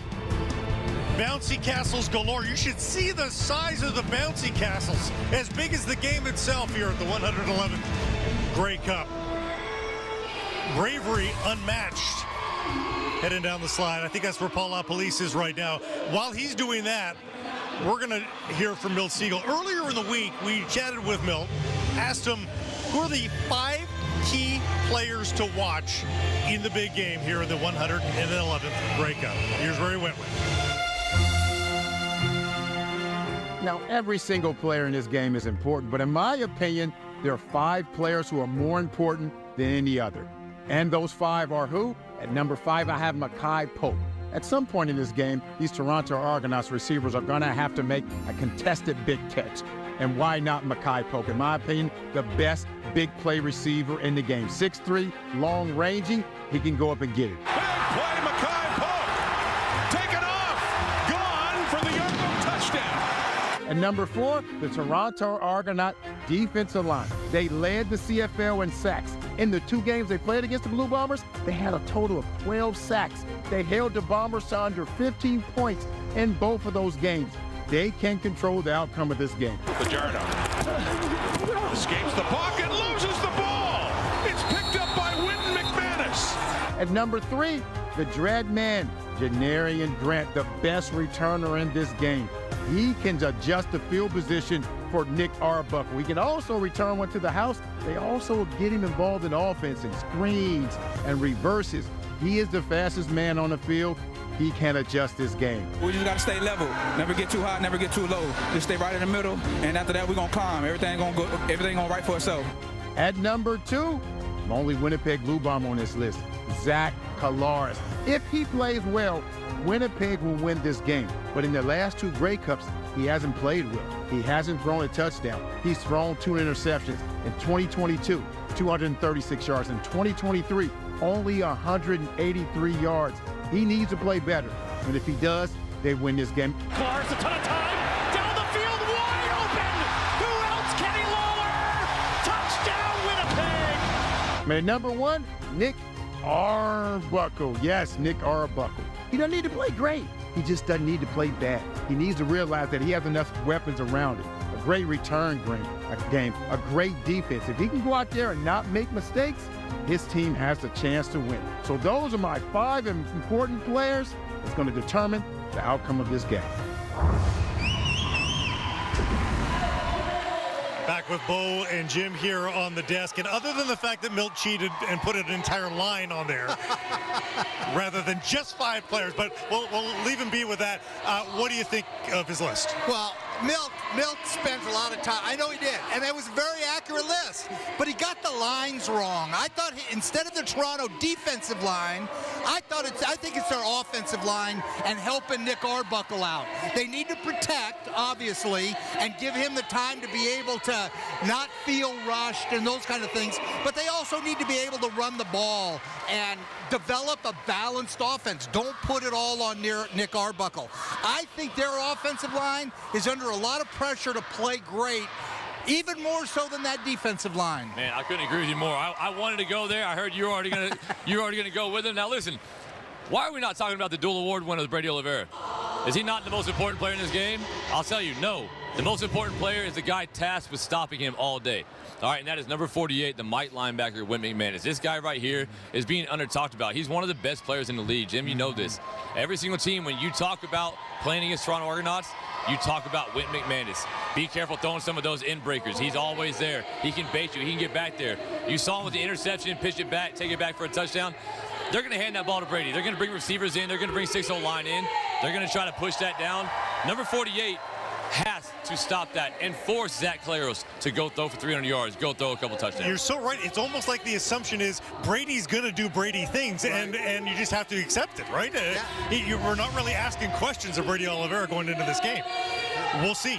He's going to be a betting favorite, I would guess, as we take a look at the heavy favorites to win the Grey Cup MVP at FanDuel. So it's no surprise quarterbacks are going to get a lot of the focus there to win the Grey Cup MVP. Zach Collaros, followed by this year's most outstanding player, Brady Oliveira, the second choice. AK suggested sprinkles of Kenny Lawler as the Grey Cup MOP at 9-1 odds at FanDuel. With more, let's let AK explain himself.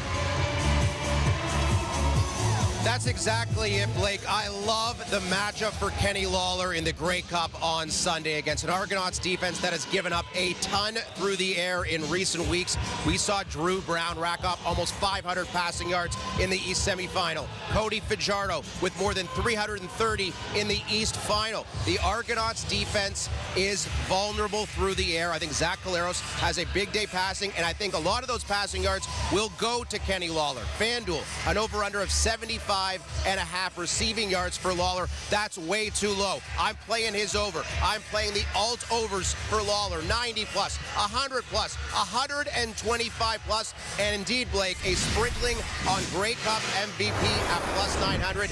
I see shades of DeVere Posey in 2017 for Kenny Lawler on Sunday against the Winnipeg Blue Bombers. A big game coming for the Bombers wideout. Thanks, AK, and we'll be duly informed there throughout the day on what's going on at FanDuel. And look at the great drone view there of what the festival looks like as we count you down to kickoff at the 111th Grey Cup. And here's how the West was won.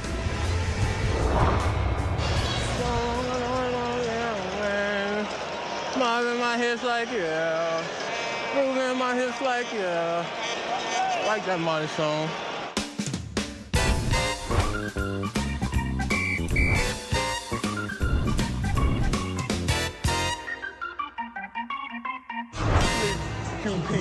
QPC, I'm calling it up to the city.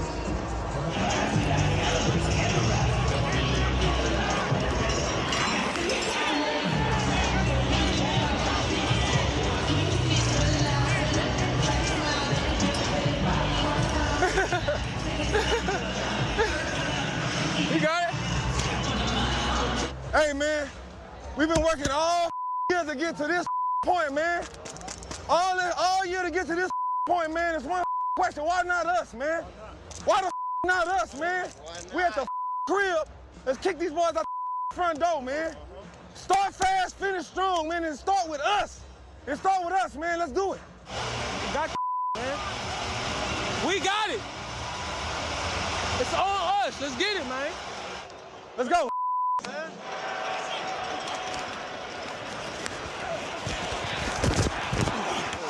Let's have a day. What is that? 2nd and 3. Collaros, see thinking end zone. Down the field, Lawler's got it. Touchdown, Winnipeg. Kenny Lawler strikes first. Bombers go on top. Let's work. Lock in, focus up, baby. Let's go. Crash out. Empty backfield for Collaros. Down the field, Lawler again. Touchdown. Did he get there? Yes. Let's go. Let's rock. 2nd and 1. Wilson in the game, short yardage, and he escapes it. He's off to the races. Down to the 40. He'll find the 30. Down the 20, looking for the corner, steps out of bounds.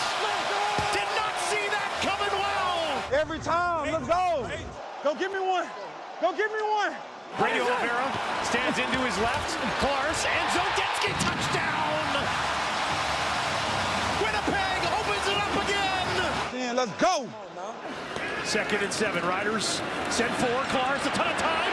Down the field, wide open. Who else? Kenny Lawler. Touchdown, Winnipeg. A hat trick for Lawler. And the Bombers open it up again on a deep strike from Colares. You got it.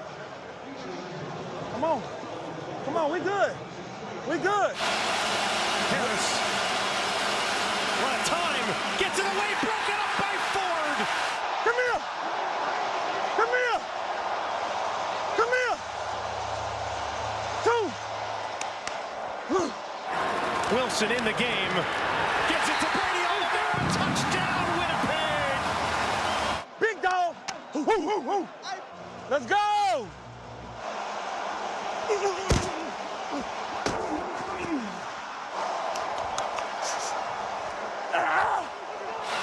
And the Bombers are going back to the Grey Cup again.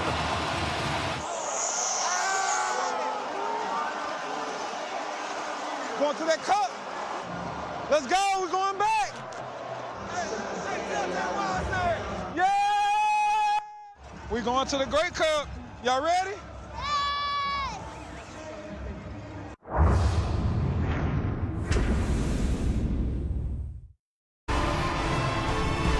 The festival continues at the 111th Grey Cup and building resilience in the bouncy castles right now as we get a little bit closer to game time between the Bombers and the Argos. Welcome to Winnipeg, everyone. Welcome to a new season in the Canadian Football League. Marc-Antoine Duquois. He's getting it started in week 1. Takes a shot down the field. He's got Hollins. An early strike from the BC Lions. The kick is out. Winnipeg Blue Bombers 0-4. What is going on with the Bombers? The aura of the Winnipeg Blue Bombers is gone. Touchdown. Winnipeg win. Oliveira has been the answer for the Bombers. Looking down the field towards the end zone. Touchdown, Winnipeg. Some magic from Colares. Zach Colares has got his shredding machine out right now. Welcome to Montreal, where the Bombers look to lock down the West on their own terms. Touchdown Bombers. It's got the leg. It's good. CFL's best rivalry with a spot in its biggest game on the line. Down the field, wide open. Who else? Kenny Lawler. Touchdown, Winnipeg. Harris. Downfield for Johnson. Goes up. And did not hang on. And the Bombers are going back to the Grey Cup again. Thanks to all the fans. You guys were awesome.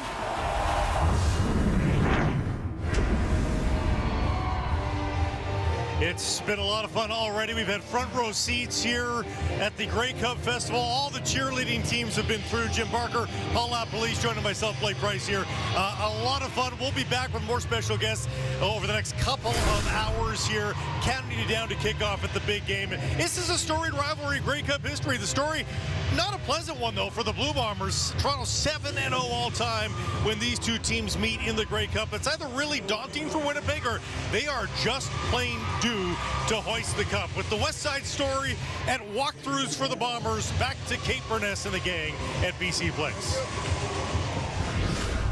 All right, Blake, the Winnipeg Blue Bombers taking their final look at BC Place before Sunday, where they will make an appearance in their 5th straight Grey Cup. They are the 4th team in CFL history to make 5 consecutive appearances in the championship game. The Bombers have won the title 12 times in their history, looking for lucky number 13 this weekend and erase the heartbreak of losing the past 2 Grey Cups in a row. As we welcome you back inside BC Place, Kate Burness alongside David Sanchez, Matt Dunnigan, Milt Stiegel, and Slimfit Enoch. It's too new, Kate. No, it's not. Soon. No, thank you. Put it out there. I was going to say it before we went on air. I'm like, no. Stop it, Milt. Enoch, what's on your jacket? Are we going to tackle? We have to explain to the viewers why I would call you Slim What's Fit on your Enoch. suit? What's on your suit? This is a slim fit suit. That's what it is. Yep. We think that you got embroidered on your suit, Slim Fit, and that's your new nickname, if that's is it Slim not? Fit, I'm invisible, basically. When I get on the football field, I'm slim, guys. So let's take a look at these Winnipeg Blue Bombers and get away from the attention on Enoch for a moment. And when did we watch the Toronto Argonauts come onto the field today? I mean, they had a boombox rocks. They were playing music. It was super fun, uplifting. It's more of a serious tone at the moment for the Bombers, but they do look incredibly relaxed, Davis. Well, this is a group that's, all words say this is a group that's dialed in and focused, and we could say, and this is be the conversation, it's what they've done over the last few years, the greatness, the disappointment, and this is a group that's not going to talk about making it too big. They're going to downplay the historical significance of all this and say it's just one game and it's one play at a time, and that's the mentality they'll have once this game kicks off. But as of now and leading into this, they definitely have thought about it, but their job will be to dial in and play one play at a time, one snap at a time, and it's not easy. And you want to forget about the historical significance of it, but during the game, once it starts, it's a must to deal with each snap individually. Davis, it's not take your kids to work day for the Winnipeg Blue Bombers. It's night and day difference in mentality. I recognize it. It is all business. Look, losing the Grey Cup 2 years in a row is not fun. And you know, I lost my share of Grey Cups, and those haunt you. And I'm watching the Bombers now. I feel like this is a football team that's haunted about their past, and they want to right that wrong. And it's all about business. They got their briefcases in hand. They're locked and loaded. Not that Toronto's not. Right. I'm just saying that their approach is different because they've lost it the last 2 years, and that stays with you. I really like what I'm seeing here by the Bombers. It reminds me of the 84-85 Ticats losing it 2 years in a row. In '86, they came and pasted us as we got back there for the first time in 5 years, and it was a lesson learned. All right, let's get you down to field level now. Claire Hanna standing by with the MOP, Brady Oliveira. Thank you very much, Kate. And Brady, we were just talking about how this is routine now, doing this pregame interview the day before the Grey Cup. 2 days ago, you were named the MOP of the league. Has it sunk in yet? How does that feel? It's still pretty surreal. Obviously, you know, the most prestigious award that you can get in this great league. So, yeah, truly blessed. Like I said in my speech, it's none of that's even there without my teammates, right? You know, being a part of an amazing team, great guys around me, great coaches, and a great organization. Okay, this might be the most controversial question you're going to get this week. It's well documented that you rescue dogs. I know you travel to Bali, you do that, but I heard you're actually a cat person. I still rescue cats. I rescue dogs. I still got love for the cats out there as well. Definitely a dog guy, but I still do rescue cats. Okay, do you get the impression that your dogs back home watch you and understand what's happening on the field? So I actually just got a message before I came out here. We have a dog sitter at the house right now, and I guess something popped up on the TV about me, and I guess the dog's ears perked up because they heard my voice. So I guess it is a real thing. They know Dad's out at work, and I'll be home soon. I love that. They're going to be cheering you on tomorrow. Brady, just what's the mood of the team like right now? We're ready. We're locked in. We're ready. We've had an amazing week of prep. I feel the same energy that we had going into the last week's game in the West Final. So guys are confident. We're going to play loose out there because we prepared so well throughout the week, and we're just really excited for tomorrow. Thank you, Brady. Thanks, Claire. Appreciate it. Back to you guys. All right, Claire, we talked about this at the CFL Awards Milt. So Brady Oliveira wins MOP, wins Top Canadian, led the league in rushing. He rescues dogs, and now he's rescuing cats. And he has a ponytail? I feel sorry for all the single men out there. It's tough on them. I'm telling you, it's going to be tough on them. But as you mentioned, talking about these Bombers, and I talked to Ed Tate just a little while ago, and he's basically the insider for the Bombers. He worked for the Bombers, and he talked about how dialed in Zach Collaros is. And he talked about how Zach is always dialed in, but these last 2 weeks has been something different. Basically, he didn't say it, but there's a different approach because Zach understands that losing, and I've been saying this, losing 3 Grey Cups when you're the starting quarterback in the row is not a good look. Regardless that you made it to that 5, yes, there is a dynasty, but that will be the narrative if they lose this game. So this team is dialed in. They understand how significant this game is, and if they go out there and play their game, they should win. They should win. Ches, you talked about the significance of the history, especially with what they've gone through the last times that they've been here at this stage. But I kind of get a sense, as much as they're not dancing around and jumping around and the kids aren't running around, they still have that calm calm confidence to them as they get on the field, and they have the luxury of having to try, the ability to try different things when they get here. And so I think they changed the schedules a little bit throughout the course of the week. I was talking to some of the guys, and you can only do that if you come here so often as they've had. So any takeaway? It's a positive. Any takeaway from Brady saying we're gonna go out there and play loose? I mean, that's, I think, almost you're trying to convince yourself to play loose. Like, you don't want to play how you play, loose, tight, but you have to, when you're saying that, I also think it's trying to take, again, the continuous conversation is always finding ways to take pressure off yourself. Yeah. He wasn't talking about the team. He was self-talking right there, and we've seen it, He did say we are going to play loose, but he can only speak for himself. But he is. I think I saw that shot of Big Hill and Strevler and Wolatarski standing around, and for the young guys that hadn't been, look, there's a lot of young guys on the Bombers team. They can draw a lot from the guys that we just talked about that aren't in uniform tomorrow, and their leadership is still valuable to this football team. All right, let's send you back downfield again. Here is Claire Hanna standing by with Zach Collaros. Zach, every year that we've done this interview, you've got your Tim Hortons out on the field. You feel loose today? Feel loose, yeah. Just trying to warm up a little bit. They have the doors open. There's a draft coming through, but yeah, get a little coffee, get the day going.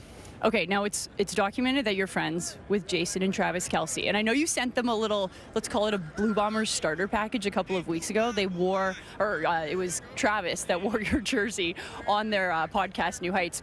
But what happened? Was that supposed to be the week they were going to wear those jerseys? No, the idea was to wear it for the West Final, but kind of got lost in translation there. So it's all right. That was still a pretty cool little homage to the CFL that they did there. Obviously, that's a heavily viewed podcast, so it's pretty cool. Okay, Capri, Sierra are your daughters. Dean is going to be new. This is going to be his first Grey Cup experience. Yeah, what's it been like for you to watch your daughters maybe understand what Dad's doing a little bit more? I mean, it's just such a blessing to begin with, but yeah, they love game day. They love coming to the game. Like the night before, they're usually, asking me, are we playing the green team? Are we playing the yellow team? Who do we want to win? Obviously, we want us to win, but it's just been really a lot of fun. My wife didn't know a ton about football before we met either, so it's kind of been new for her and her family as well. And so that's been an adventure. But just to have the girls and now Dean to be so involved and to be it's in such a great group. And the organization takes care of our family so well. It's been really seamless and a lot of fun for them. It's been awesome. Zach, one of the things you said right when you guys got off the plane here in Vancouver was you wanted to limit distractions, but you wanted some sushi. Have you had sushi yet? Yeah, we hit up a couple places here in the city. It's probably the best spot in Canada for it, so it was really good. Okay, well, enjoy this last walkthrough and enjoy game day tomorrow. Thanks, Claire. Thank you. And I'm totally with Zach Collaros. Vancouver's food scene is phenomenal. No, I know it's cold, but the food scene was great. We've had sushi, we've had some oysters, we've had some Mexican, we've had some Lebanese, we've had absolutely everything. And you know what's best about the food? What's that? Is when you pay for it that one time, Kate. I didn't pay for it. Who paid for it? We just walked out. Our boss, Paul Graham. I took his credit card. Sorry, PG. Milt, let's talk now about the defense of this team. And I got to tell you, it's one of the things that I don't think we focus on enough when it comes to Winnipeg. We talk about Toronto's defense a lot, but I mean, they have a defense that allowed just 19.9 offensive points and 328 net yards per game. Those are both CFL best marks. And defensively, this team is going to have to step up, even though they have Nick Arbuckle under center when it comes to the Toronto Argonauts. I mean, you still got Kadeem Cash and Carey. You still have that receiving core. I mean, they're going to have to work tomorrow. They're going to have to work, and they know what they're in for, regardless who's at quarterback. Nick Arbuckle, if it would have been Chad Kelly, I think this team has the same approach. They're going to try to get up the quarterback. But I think more important than that, they know they have to stop Kadeem Carey. I think Ryan Dinwiddie is going to try to run him, and they have the team to do it. We talked about Tony Jones in the middle, what he's done. Yes, no one is Big Hill, but he stepped in, and this team has not missed a beat. They're doing some great things. Ford, Home, Nichols, those guys make some plays, and I think Alexander's going to have a big game. We haven't seen him this year. He's been somewhat consistent, has some injuries, but we know when he's on his game what type of player he can be, the intimidator when those receivers come across the middle. So this defense is going to have to step up and play a great game, as I mentioned, regardless who's at quarterback for the Toronto Argonauts. Like you mentioned, Milt, Tony Jones is going to have to play a big role. Again, this is a big game. He hasn't been in this space before, but I promise you he spent a lot of time with Adam Bighill, who is in Vancouver today. And so he's going to spend a lot of time with Tony. But more than anything, I like Cramdy. Cramdy played a huge role for that defense as well. I mean, he is not shy. What I loved about last week as well, they went to a 3-down lineman package, and Cramdy comes up, and it's hard to stop the run that way, but he still was able to get in there, and they're going to need to do that, like you mentioned, Kate, because they're going to run the ball in Toronto. To the tune of 7 tackles and a quarterback sack, Reddick Cramdy had last week. Really contributed a big way, played aggressive as you would want your strong side linebacker. A lot of talk about him this year. Mike O'Shea, one of his favorite ball players, because he says he's the most intelligent player on the field, and he prepares that way. And I think the entire team does. And a lot of talk about the 2 games that the Winnipeg Blue Bombers lost to the Toronto Argonauts this year.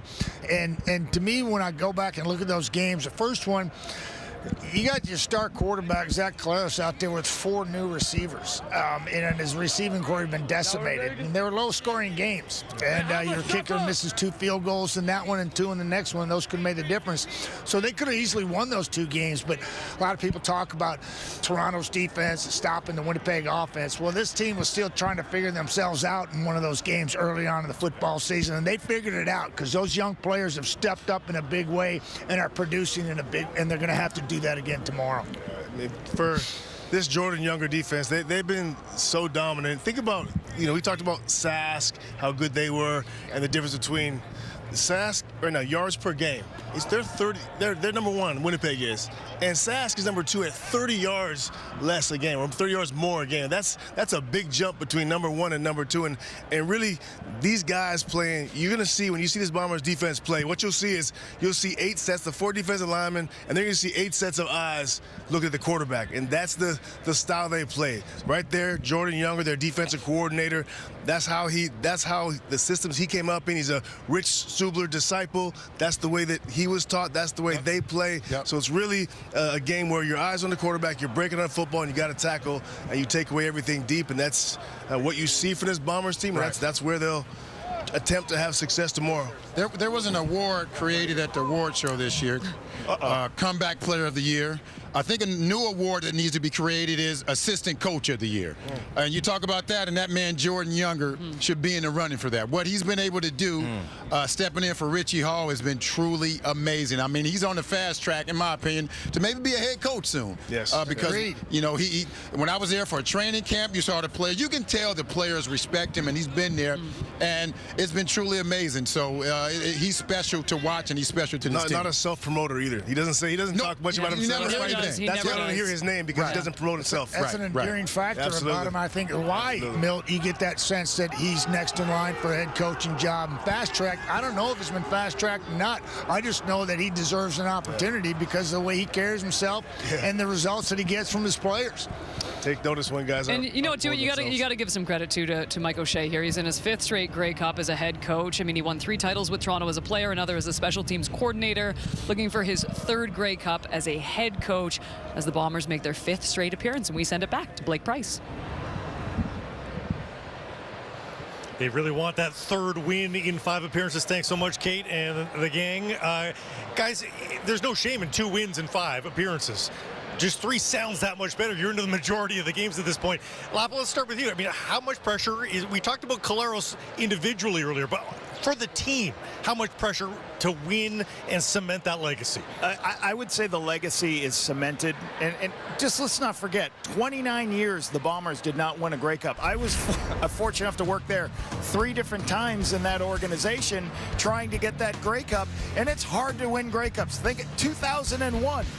They were the favorites. Milt won't like me bringing this up, but they got beat by the Calgary Stampeders. 2007, Kevin Glenn gets hurt. Ryan Dimwitty gets his first start. The Saskatchewan Roughriders beat the Bombers.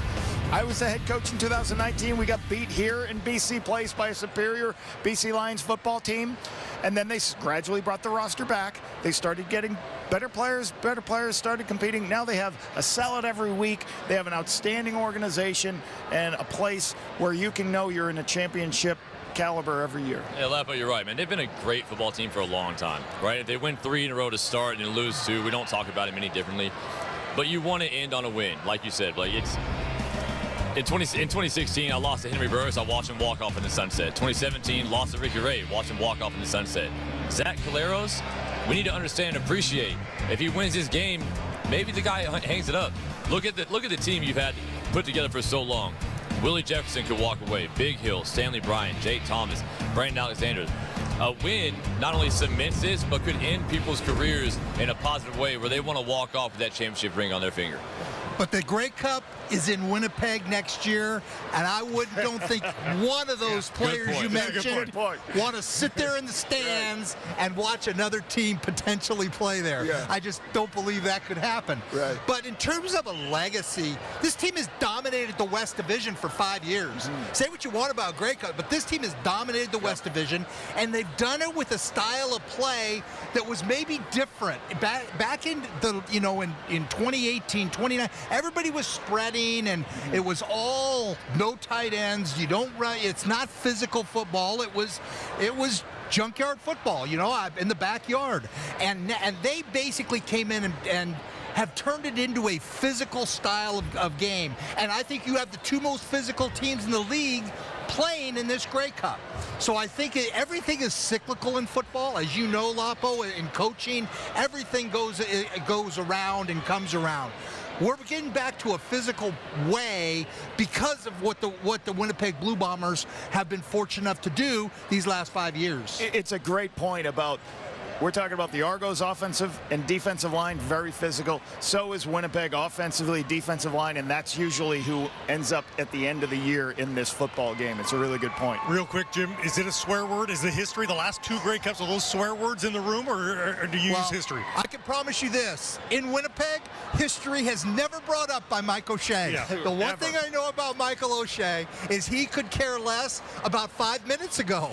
He's looking forward to the next 5 minutes. You could be more right. Sorry. Yeah. The media availability, Toronto, they're playing games, having fun. You can see Winnipeg's locked in, ready. They're not going to let it happen again. Yep. There's no chasing down Edmonton. 5 wins in 6 straight marches, but one win here this weekend, and Winnipeg is already the second most prolific legacy in CFL history. So absolutely no shame in what's already been accomplished by the Blue Bombers.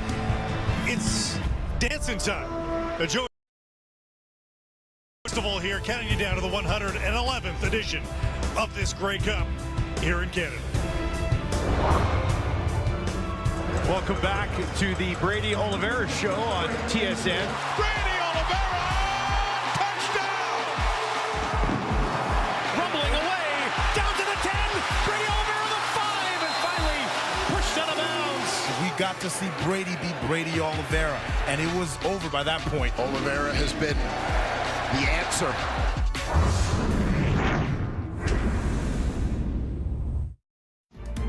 It's go time. It's time to worry, baby. Hey. Joe, yes, first of the game. Plays with great confidence, Joe. See it, baby. See it. Touchdown! A Joe! Let me just run this route real quick. There's a completion, Big Hill. He just beat one of the best tacklers in the game. Put me anywhere, coach. I got your back.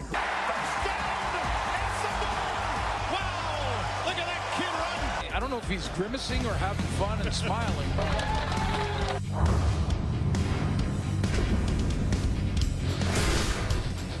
Well, the future's bright in Regina after a march to the West Final this season, and 22-year-old Joe, a growing part of that success. His first 2 CFL touchdowns, and he's with Jim Barker and Dave Naylor with his dance routine now complete. You are going to dance for us, right? Oh, I'll give you a little something. You are going to dance for us, right? For sure. Absolutely. Okay, we'll get to that in a moment. Let's talk some football before we do that. I got you. Your rookie season in the Canadian Football League, and you came out of junior college, and you had a few stops in college. We saw you at the draft in March in Winnipeg. Yes, sir. And there was a lot of concern about where's he going to get taken. I'm sure you weren't happy how low you were selected in the CFL draft. I mean, definitely not, but it definitely fueled me. So tell us how, because by a month into the season, everybody was looking at your first month of the season and saying, how did this guy fall so far in the draft? Saskatchewan got a steal. Tell us how it motivated you. They got a steal, and I said it before, they got the steal of a lifetime. a lot of people counted me out. A lot of people counted me out, and rightfully so. They don't really know my story. You know what I mean? You can't really judge a book by its cover. And yeah, so Corey Mace, he read the book. Jeremy O'Day, they read the book. So I just wanted to go out there and prove everybody that I am who I say I am, and I'm being who I expect to be. That's it. I was at that combine. You definitely that were. All those people watched, and again, I saw a great, talented athlete. Yes, what did I tell you?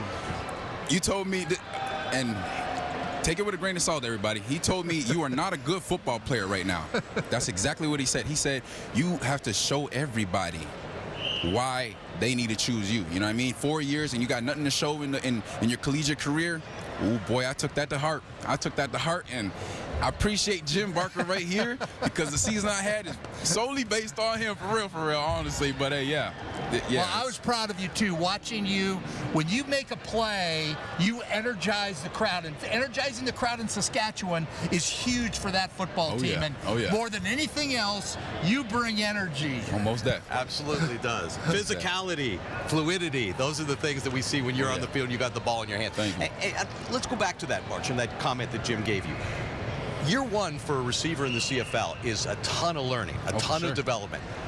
Evaluate yourself as a football player at the end of the season compared to where you were at the start. I'm definitely more polished, definitely more educated.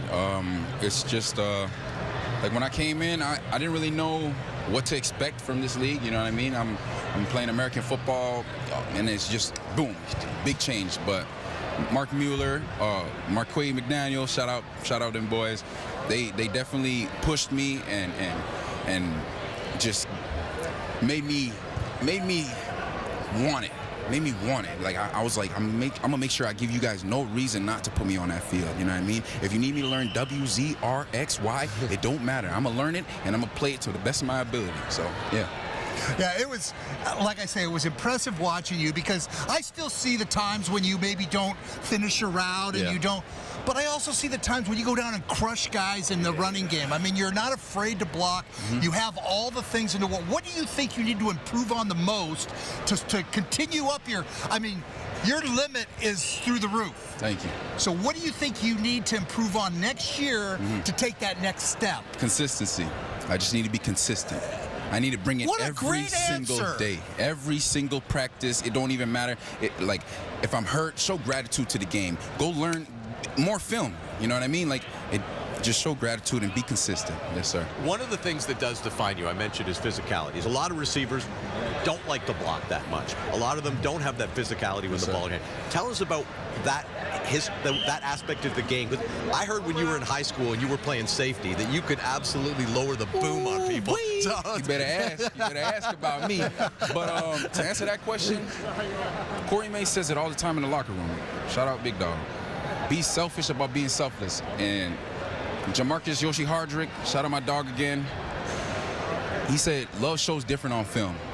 So I just want to go out there every single play and show my brothers that I love them to death and that I'm willing to put my face through somebody else's just for you. Because who I'm blocking, he ain't getting a tackle. I'm put you in the Gatorade. Let's do it. Okay, I mentioned you got two skills that are very above the crowd. One of them's playing football and being physical. The other one is dancing. You know, you want to see a little something, huh? And your bonus mom told me that when you were a kid and she was at games, she would look across the sideline and she always knew which one was hers. Because I'm always the dancing one who over there. Stop dancing. So let's see a little bit of a joke. Okay. What's your other skill? We need some music back here. Let's go. Let's go. Let's get a rhythm going. Just get a little clap. Little clap. Get a clap going. Good clap going. Here we go. Boom. Boom. Yeah. So this is how we do it right here. Come on. Little. Little. Little. Ooh. Get them hips going. Get them hips going. Get them. Bam. Bam. Get them hips going. Get them hips going. Let me see something from you. I got to see something from you, though. Yeah.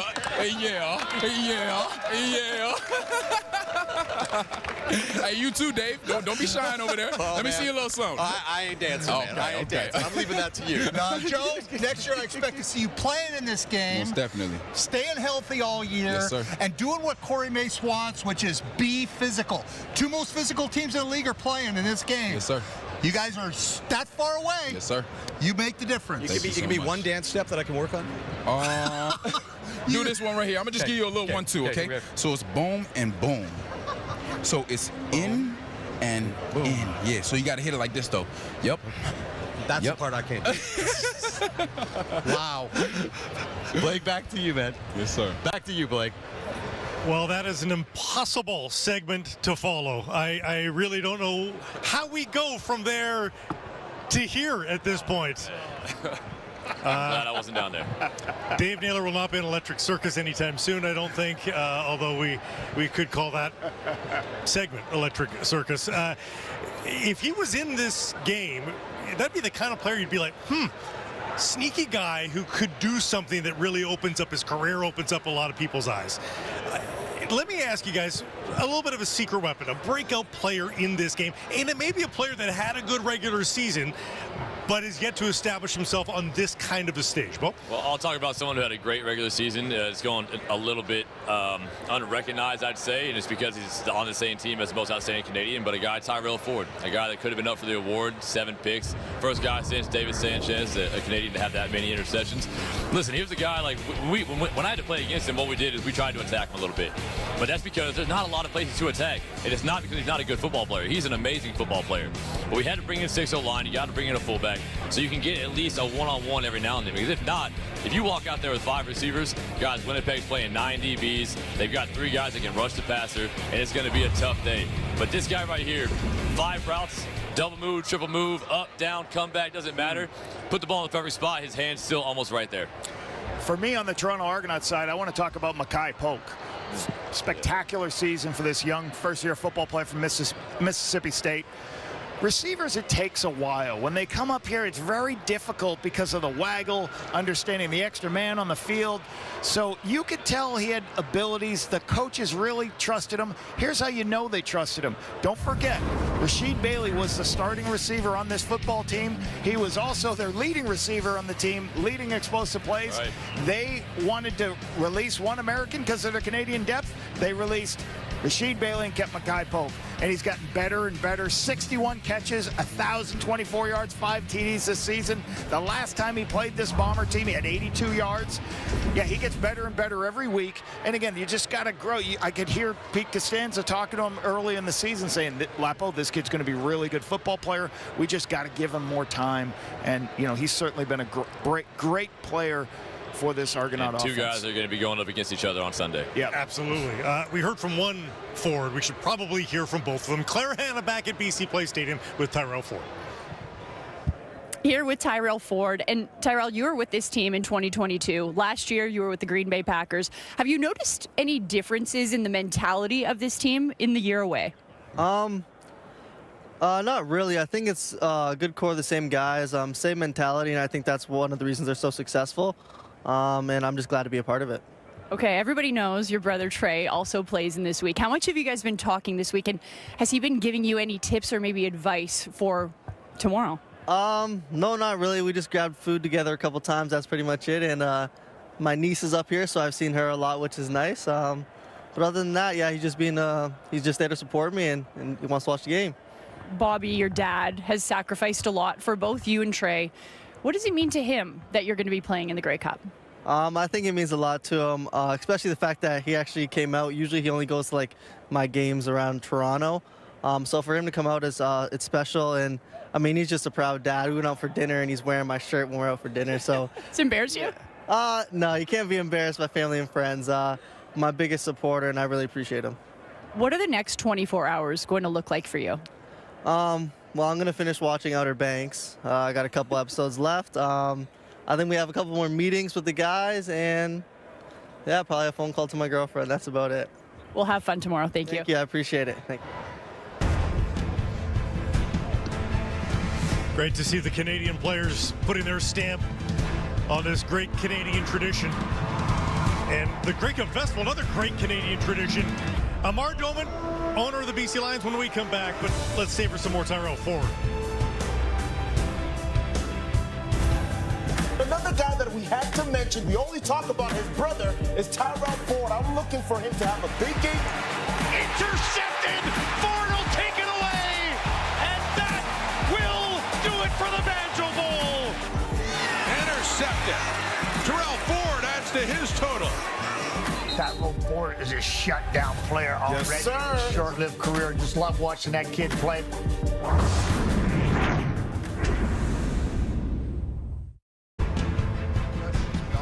Fun time here at the Grey Cup Festival for fans in every color. Elks fans, Lions fans, you don't have to be taking part in the game, of course, to enjoy everything that the Grey Cup Festival has to offer. And we have seen a show all day long here on Grey Cup Saturday, counting you down to kick off for the big one. And we've got a very special guest here, a host of sorts here, Amar Doman of the BC Lions, the esteemed owner who has brought this team to new heights. Fans are returning to the Dome, filling the place up. At 5-1, I'm sure you really had visions of orange to the rafters there at BC Place, but you still have to be very proud about what this place looks like right now this week. You know, thanks for that. Number one, yeah, we started the year thinking, you know, things were going to go a little bit different.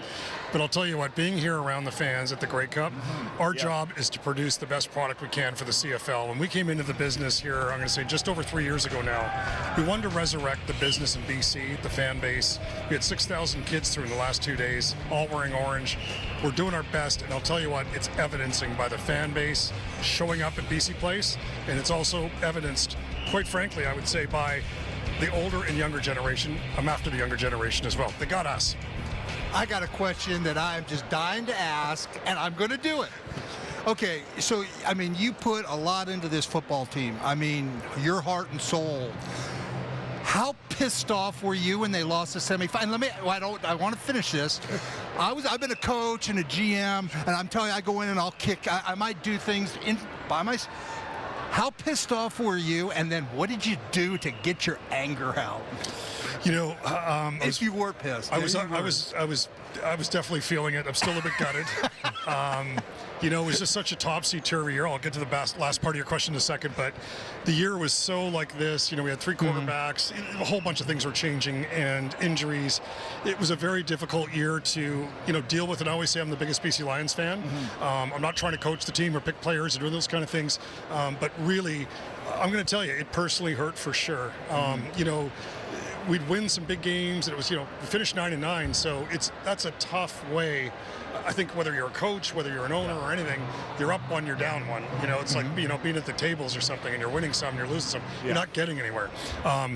You know, what did I do? Did I kick the couch maybe? Probably did. Yeah, I'm going to ask you. My foot's still sore. Everybody wants to know that. What does the owner do when you should ask my kids. They'll tell you what I was really doing. I saw him over there. I thought, well, I They stayed away from Dad for a couple hours. I'm going to ask you this. Besides Jim checking whether you kick your dog and you're ready to injure your dog, how do you, on away games, I think this is an interesting thing, when the team's on the other side of the country, how are your nerves? What do you try to do? Like, do you have a routine you do, you know, when you're watching the game from afar? I do. I've got a routine. I always say I'm not going to have a beer until they score first touchdown. Okay. So I've got to hold off on that until we get something in the bank.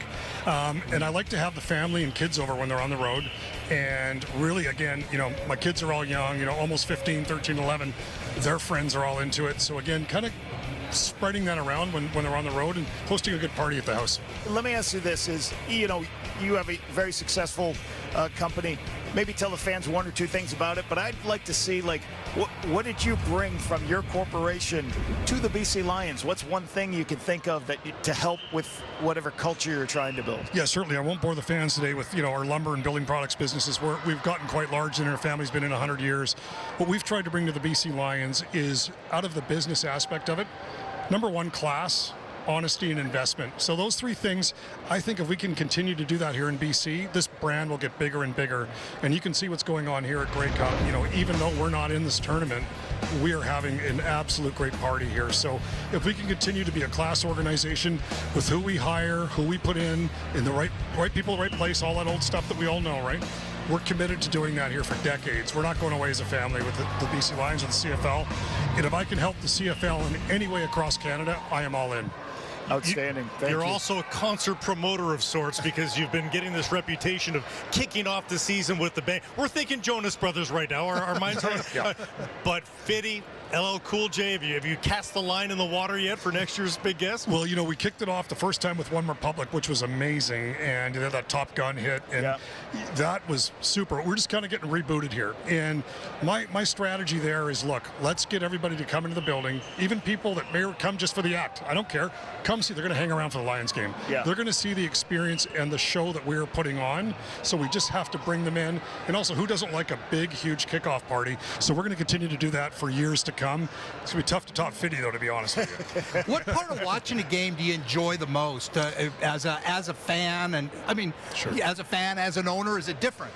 Well, it is, and during the game, because we're hosting a lot of sponsors and VIPs, and I'm running around a lot, which I love, because we're here to rebuild the CFL and talk to people that have spent their money coming in and buying a suite. I'm going to walk around, talk to the fans.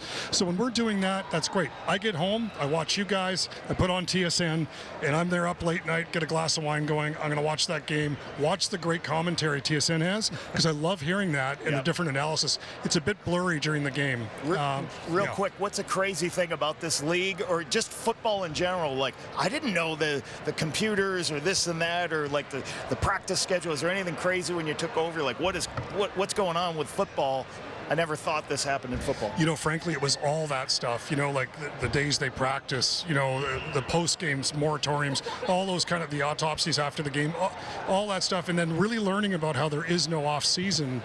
I used to think, first year, I'm like, okay, what are you guys going to do for 6 months? And I learned quickly, it's all about those 6 months to drive the next 6. Yeah. And it's right to work. So very impressive and very proud to be part of this. You've got an off season to change ahead. When the confetti has settled on Sunday, we're going to be looking in your direction for all the news here in the next couple of weeks. So we look forward to that. Amar, thanks for joining us. Thanks for having me, gentlemen. Amar Doman, owner of the BC Lions. We mentioned Fitty and LL Cool J and others. Well, the Jonas Brothers, they weren't a big enough draw on their own. How about the potential for another celebrity appearance or two during the 111th Grey Cup halftime show tomorrow night? FanDuel has a number of novelty markets for the big game, including whether we will see some other celebrities join the Jonas Brothers on stage during the half. You can check out a long list of novelty props available for the Grey Cup right now on the FanDuel app. We mentioned MVP odds earlier as well. Brady Oliveira certainly a part of that. We'll get into more of what he brings to the table in the Grey Cup in just a moment when we come back here, setting you up for the big game on Sunday.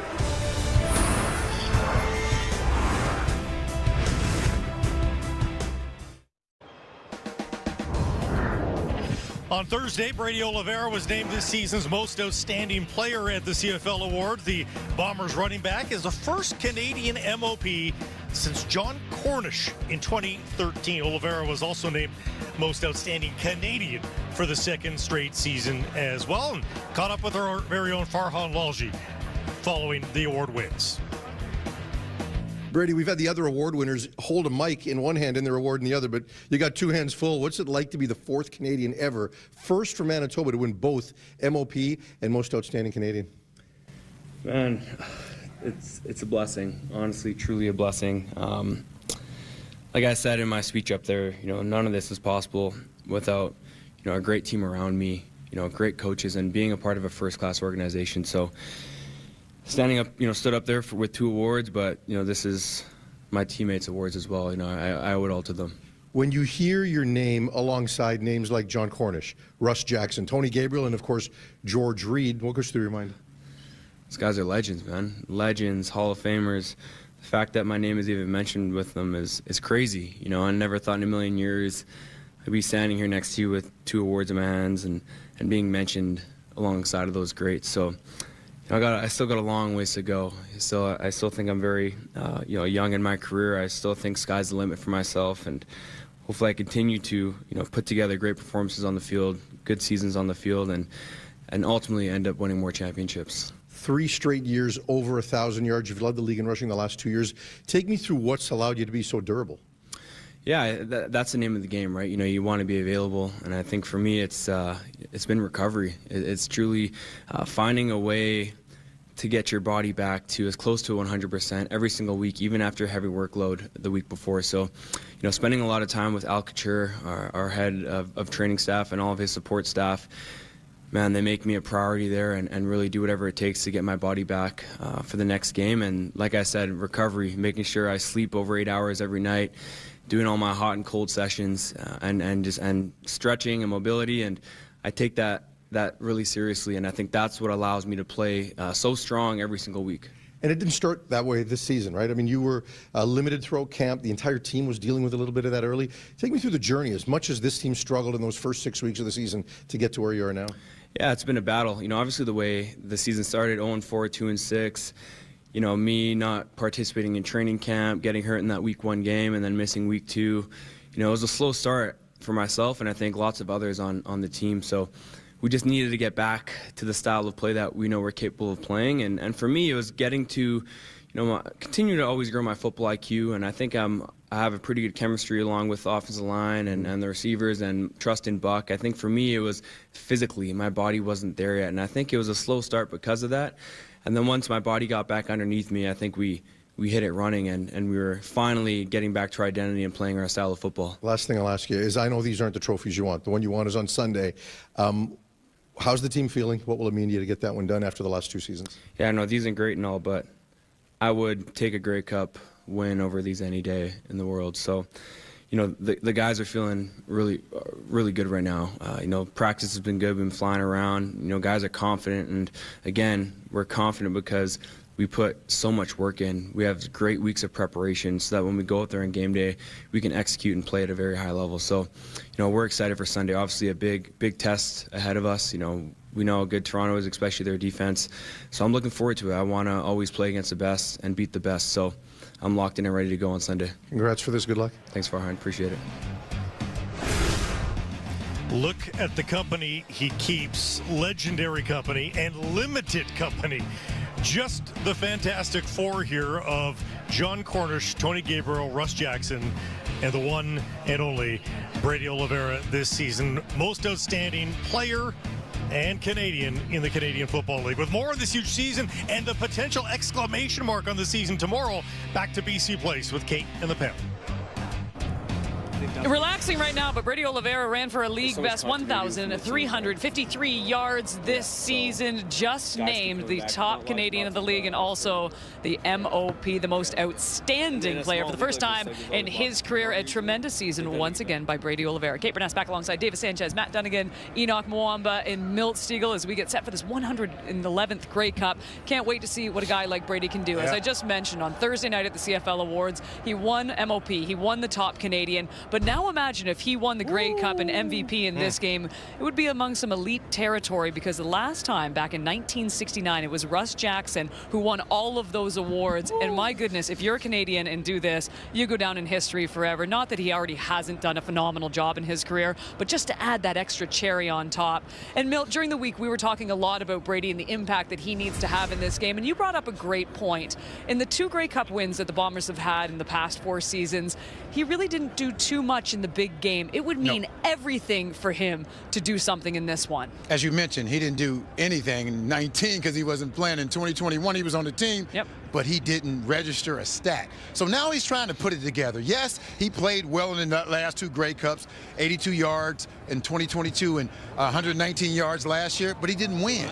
And personally, he just wants to put it together. Of course, he wants his team to win, but he also wants to have a big game. When you are a star, you want your team to win, but you also want to play well. It's not being selfish. You just know if your team is going to win, you need to play well. So Brady Oliveira, I won't say he's not thinking about it, because he is thinking about it. He understands how important he is to this team. He understands if he gets going, this team will win the game. Let's be honest. If you can't stop Brady Oliveira, you're not going to stop this team, because that opens it up for everything else. Hold on, has Zach had huge games in the last couple Grey Cups?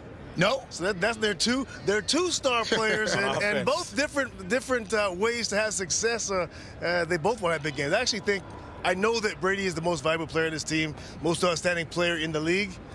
If I think this team's going to win tomorrow, I don't think it's going to be through Brady. Whoa. I think Toronto finds out a way to stop Brady. And Zach, I think that Zach is going to be the guy. I think Zach is going to carry this team tomorrow. He's going to put them on his shoulders, because they're going to they force him to throw the ball. And I think Zach relishes that opportunity, because to exactly what you just said, he hasn't had a ton of success in the recent Grey Cups, and he's also a great player. I think Zach wants to wants to carry the team and have that stamp on his career and legacy as well. You want that to happen because you bet on it, Chad. He's not even smiling.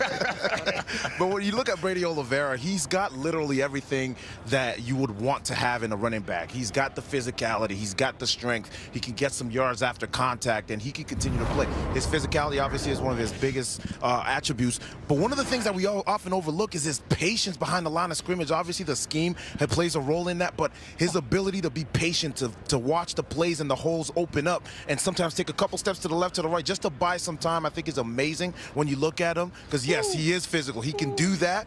But, man, his patience is something that you have to appreciate, especially as a defensive linebacker. Yeah, and coming from you, that's huge, right? That's the tip of the hat to you know, the competitor and what you tried to stop your entire career. And Slim Fit, I can say that at the end of the day, when it comes to Brady Oliveira, if he gets above 6 stiff arms in his football game, and you saw on those couple of clips right there, in just 2 short runs, he's had 4 stiff arms, and he's just getting people off his legs. And to me, it's one of those scenarios where he is pads and thighs, and that's all you see typically. And when he breaks out in the open, people are trying to go low because you don't want to tackle him high. And this gets that stiff arm going. And if he's above 6 stiff arms in, say, in the first half, we know he's rolling. But what Buck Pierce did with him last week was incredible. He was like non-existent first 2, 3, 4 series of the game. They were throwing the football, and they got the defense off balance that way.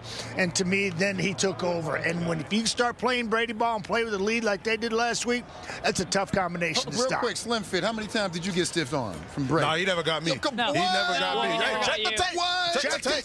Check the tape. Good. Check the tape. That's what we always did. You know what? Here's the thing, too. You know why I like Brady O in this game? He's a bad weather back, and right now it's about minus 10 inside BC plays. So I like Brady Oliveira to have a monster game because this is the tundra right now. Caperness is going to push back that it is a climate-controlled atmosphere at BC Place Stadium. There will be no snow. We know that for Grey Cup Sunday. That's about it. Back with a lot more fun here for the Grey Cup Festival.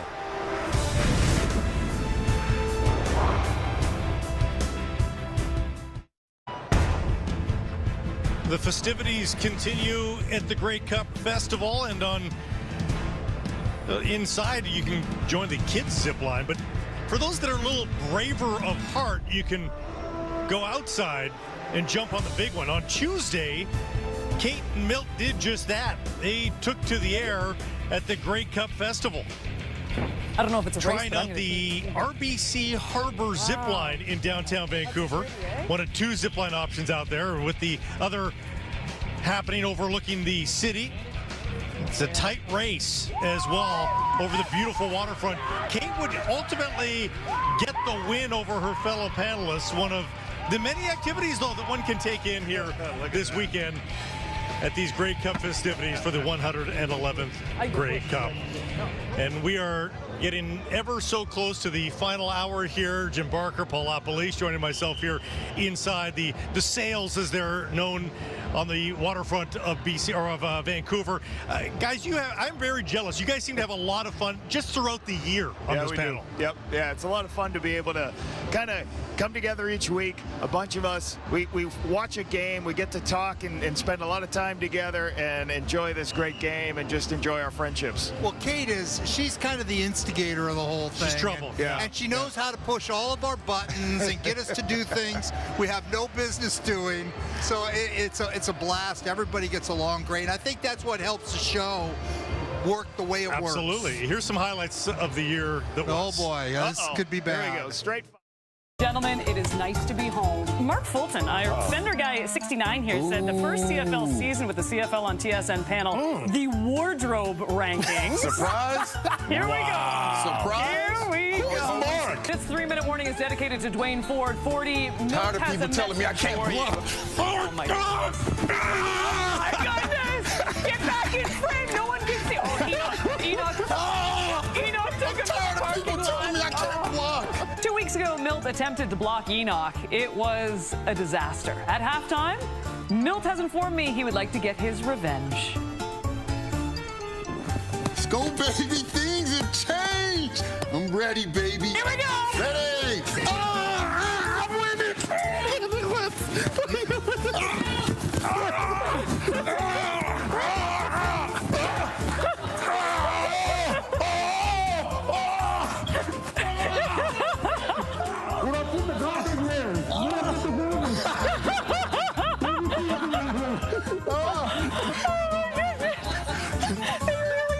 We all know he has swagger on the field, but he might have even more off of it.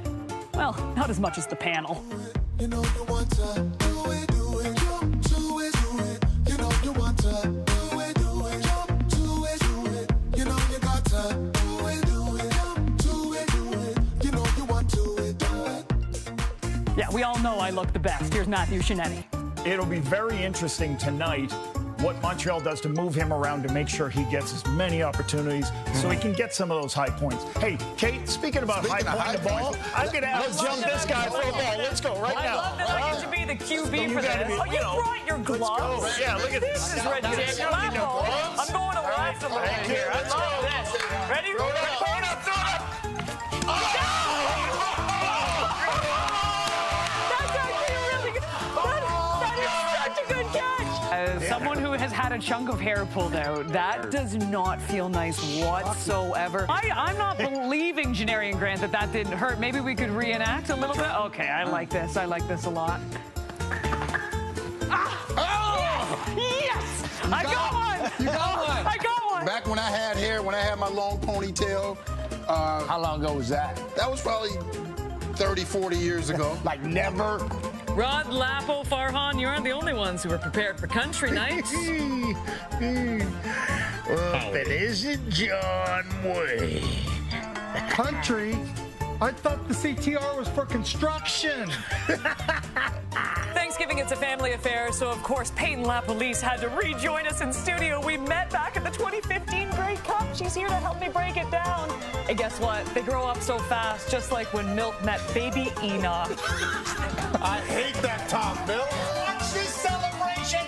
Old school. Yeah. You can do it. I can do it. Do it, Bill. Can I do it, Bill? You can do it. Get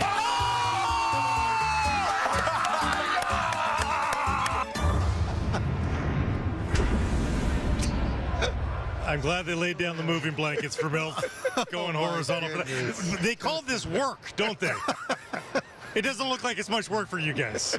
Yeah, amazing. Watching some of that and remembering how it came about, truly fun. I mean, the whole thing is truly fun. Well, when I did that bit with Milt, I just didn't want to fall down. I didn't care who caught the ball. I didn't want to fall down. He almost fell down when he went for that diving one-handed catch. And you're right about people say, that's what you do for work. When my daughter was in, I told, hey, guys, you got to tell my daughter I really work really hard every day. Like, it's not all fun and games, but it's outstanding. And it can't be all football. It can't be all just talking. Like, you have to mix it in. And like you said, Kate's our leader, and she does a great job of keeping it honest and making it a great time. And Straight Fire just could not be any better. Although we are workshopping some new segments for next season. Oh boy. Okay. So I don't know if you'd be game to this bit of analysis. The coach potatoes. Nice. Well, as long as it's beer, if it's sponsored by beer, we can drink on the job. We could have costumes for you made up. Nice. We'll see how that goes. A nice couch, a nice old leather couch. We don't need final answers right now. You guys have so much fun throughout the year. Matthew Shinetti has a whole lot of fun, and he's been having some fun this week too as we get you closer to the Grey Cup.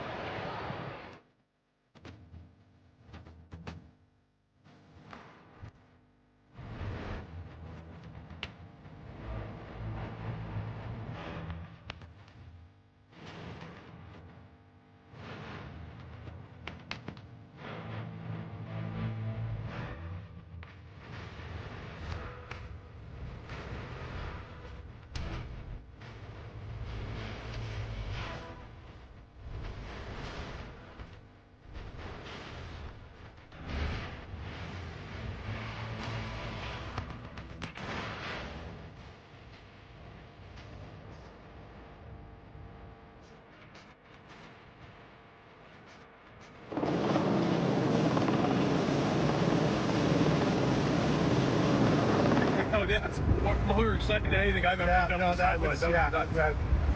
Very cool moment. Very cool. Makes you appreciate it. Yeah, like kind of at the second decisions they got to make in those situations.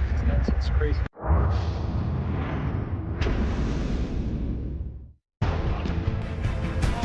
This Grey Cup Festival has been packed throughout the entirety of the week.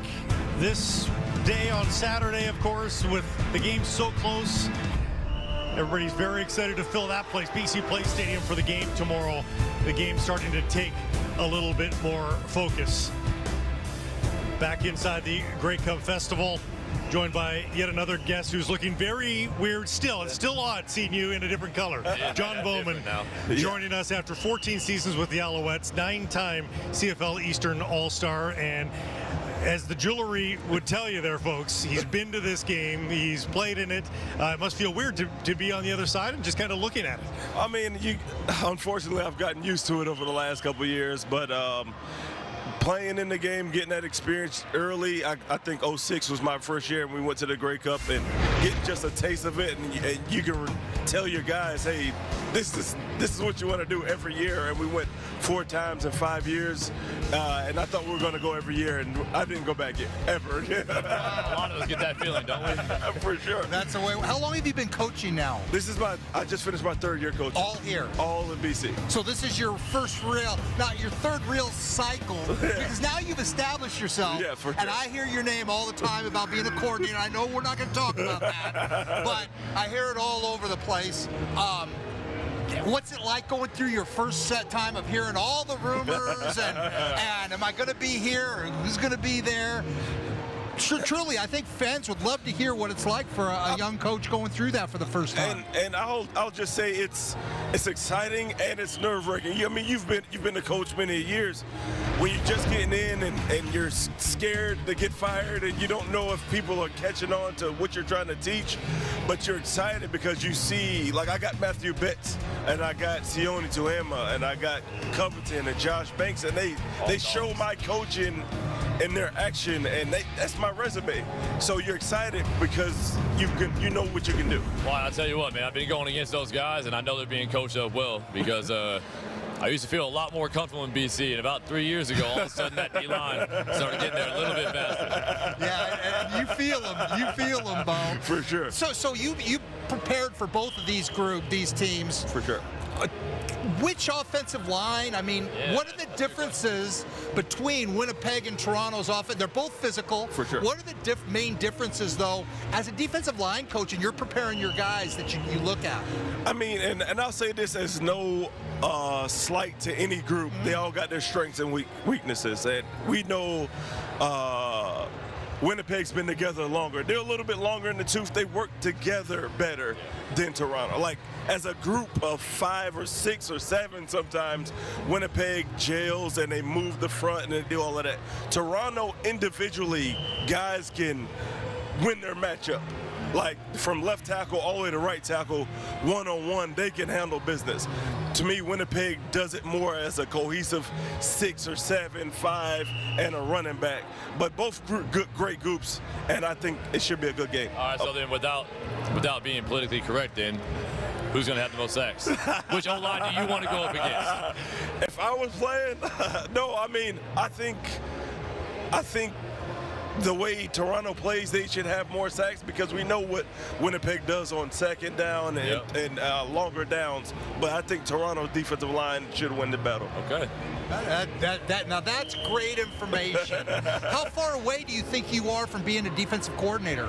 I mean, that's a big jump. For it sure. Really is. I mean, the only thing that gets me nervous, not nervous, but hesitant, is like you got to call plays, and it's not a script thing on defense. It's a feel thing. Like, what formation am I getting, or what's the down and distance, and things I'm like. Ryan and Rick has done a good job of showing us what to do and what kind of situation you want to be in, man or inside man or outside man, or these situations you want to be in zone.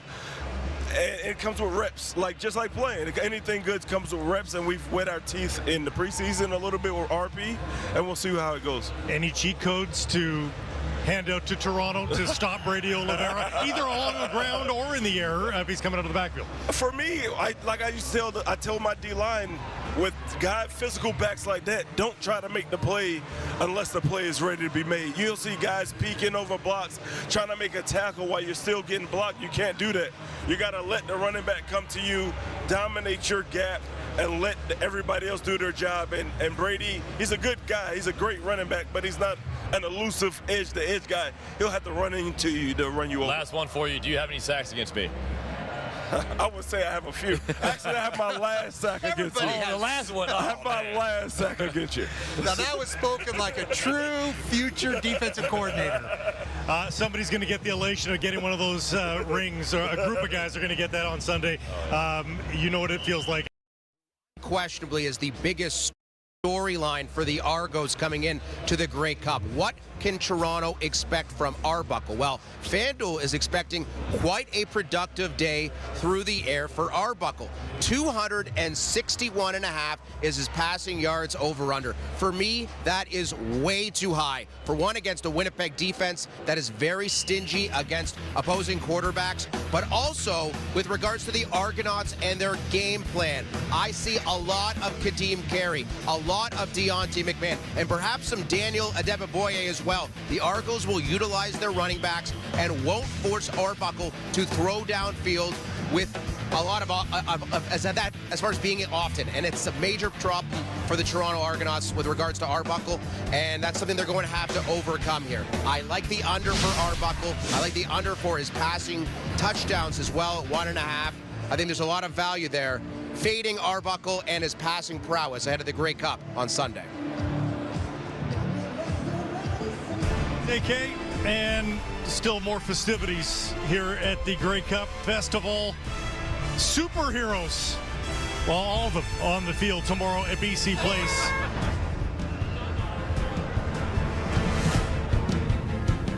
Evan Holm is an all-star. I mean, he is an all-star halfback.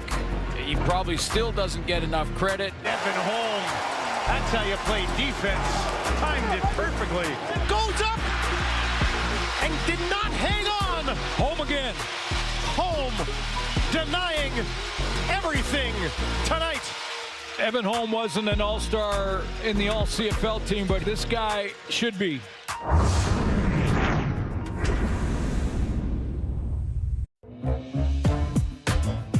Looking at the Grey Cup 5-tool showdown with the Winnipeg Blue Bombers and the Toronto Argonauts. Our 5 categories: offense, defense, special teams, coaches, and intangibles. Now, look, I can do a half an hour hit on that alone. With one topic, like offense, for instance. You can go quarterbacks, you can go running backs, receiving core, offensive line. You got to break it all down. But, hey, let's be real here. Offensively, I'm going to give the edge clearly to Zach Collaros and Brady Oliveira. Enough said. You can compare the receivers, and they've both got outstanding receiving cores, offensive lines that have got it done this football season. And but clearly, you take Zach Collaros over Nick Arbuckle, and you look at Brady Oliveira over Kadeem Carey all day long. Gets it to Brady Oliveira. Touchdown, Winnipeg.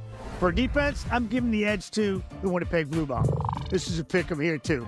I'm talking about 2 hard-nosed defenses. Get after it.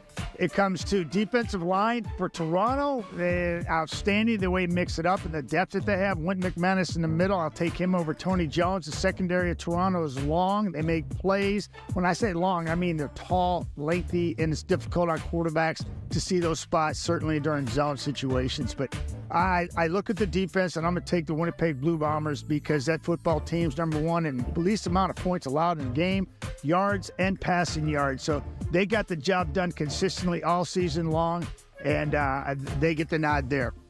Home denying everything tonight. For coaches, I'm going to give the nod to the Winnipeg Blue Bombers and Mike O'Shea and his staff. Let's just talk about head coaches. Osh, 10 years in, this guy's been outstanding.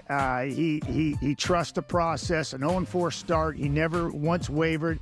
just take it 1 week at a time and trust the process. And that's what he's got his team to buy into. And Mike O'Shea's been doing it at a high level, a Hall of Fame level for quite some time now. Got his team back in the show for the 5th year in a row. Relax, shuffle, right? Your back shoulder. That guy won't outrun you ever. All right, you just overran a little bit. All right, hey, you're so excited. For special teams, I'm giving it to Toronto Argonauts. Oh, look, Mickey Donovan versus Mike Miller, great matchup as coordinators. You look at the players on the field. For Toronto, you got Hairolahu and Haggerty. For Winnipeg, you're looking at Castillo and Sheehan. Those guys are washed, but clearly what puts it in Toronto's favor is Jadarian Grant. Oddly, he started his first 4 years with the Winnipeg Blue Bombers and created havoc for all the opposition. His first 4 years, and now he's on the Toronto Argonauts football team, and we know how dangerous he is. So that, in my mind, gives them that edge big time, and it's as explosive it gets in the Canadian Football League. Jadarian Grant down the right side, and he'll take it in for the touchdown. For intangibles, man, this is a tie.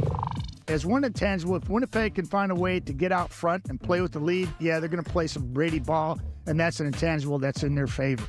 But last week, offensively, Ryan Dinwiddie kept Jadarian Grant on the football field looking for some more explosive plays. I think we can see that also with maybe a Deontay McMahon, an explosive player that every time he touches the football, he makes good things happen. So an intangible goes to Toronto with the opportunity and the possibility of Deontay McMahon being on the field a little bit more. Dumps it out to McMahon. The 5 sees some space. End zone. Got it. Touchdown, Toronto. So there you have it, my 5-tool showdown between the Winnipeg Blue Bombers and the Toronto Argonauts for the 111th Grey Cup.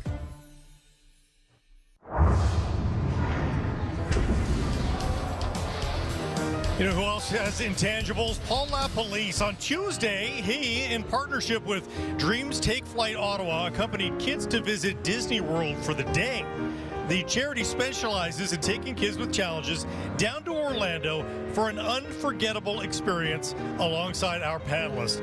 Lapo's annual trip features over 100 children joining him to spend a day at the happiest place on earth. Looks like a lot of fun. It's now become a part of your Grey Cup week tradition, and it sounds like a bit of a grind, honestly. I've asked him to change the date of this, but it hasn't worked out so much. Yes, we take 100 underprivileged kids. There's 8 chapters throughout Canada. Please try to help in this great charity. So what we did at the airport at 2:30, plane left at 5, landed at 8, in the park by 10. We had 10 till 7:30, back on the plane by 9. Landed at 12:15 and gave them back to their parents. But it's just a spectacular day for these kids, and you know, they just have a lot of these kids have never been on a plane before, so to have this day, it's great to be a part of. I like to be a chaperone. We're chaperones with them, and it's been pretty special. The plane ride on the way home is the most tired place on earth after the most happiest place on earth. Yes, there's pictures of me zoned out and zonked out. You know, talking about kids, and I think it's great, is when I do my coaches' playbooks, I'm always trying to make sure I can impart some knowledge, and I always try at Grey Cup week to take a high school team, and maybe they can teach us something. Seaquam High School, I was there yesterday. We broke down this vaunted defense for the Winnipeg Blue Bombers. All right, Jordan Younger's done a great job making sure that this team does not allow completions. And how do they do it? They do it with a different coverage. It's a coverage called match coverage or matchup man. We broke it down and took a look at it, so we got a little coach's playbook for you with high school kids. I'm in North Delta, BC with the Seaquam Seahawks. We're going to talk about Winnipeg's defense. Their pass secondary is amazing. Best in the Canadian Football League at keeping people from completing passes. How do they do that? Because they play this matchup man coverage or match coverage. We're going to explain it to you. But before that, I got to teach you what zone coverage is. Okay, guys, we ready for our zone coverage? All right, here we go. Ready, go, set, hunt. Okay, pause right there. Zone coverage is this. You just run to spots on a field, designated areas. He works to this space. He works to this space. And at times in zone coverage, you have 2 people in one area's responsibility. This player is always going to stay on the deeper route and make you throw the farther away route and rally up and make that tackle. That's called zone. Offenses try to put one player in zone in a bind. Okay, head back. Let's go. We're going to go back and show you what Winnipeg does is they recognize the routes, and then they decide, well, if this guy goes out, somebody's coming in. So they pattern read everything, and then they still try to play, I want to call it man coverage, but it's zone that turns into man. Simplest way to explain this, because there's a lot to this. Okay, guys, you ready for match? Okay, ready, go, set, hunt. Stop right there. Good. So what happened? Remember, the zone player was standing here. They don't want to get leverage. They don't want to have two people in one zone. So he sees it. He runs and takes that one. He sees one going out right here. He knows one's coming in. So he turned and ran underneath it. He took that one. Everybody's covered. So that's what the difference is. You don't just drop the spots. You read how the plays played out, and then you adjust accordingly. All right, it's the exact same thing to the boundary. We're going to go ahead and walk through here. Here's my old lineman. Look at these guys. They're killers. Look at this. The D-line. We got a mohawk on a D-lineman. Kidding me? Excellent. All right. Party in the back, right? All right. All right. So now I got my man P right here, right? All right. To the boundary. We got two receivers. We have two defensive back and a linebacker. This linebacker's doing the same thing, reading the routes. So as P comes in here, he's going to take him man-to-man.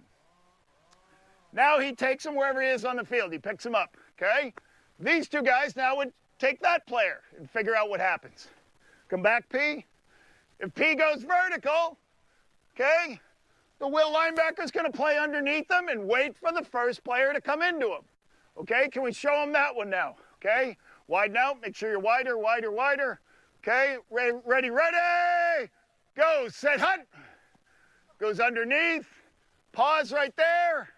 So the will linebacker's running. He sees that guy go high.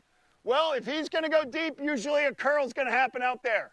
So he walks out, takes the curl, and puts him in a situation where they got two people for the deep routes, okay, the one deep route, and they have that guy covered. That's the difference instead of just dropping to spots on the field.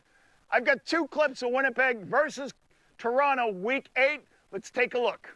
Here you have a corner route and a curl.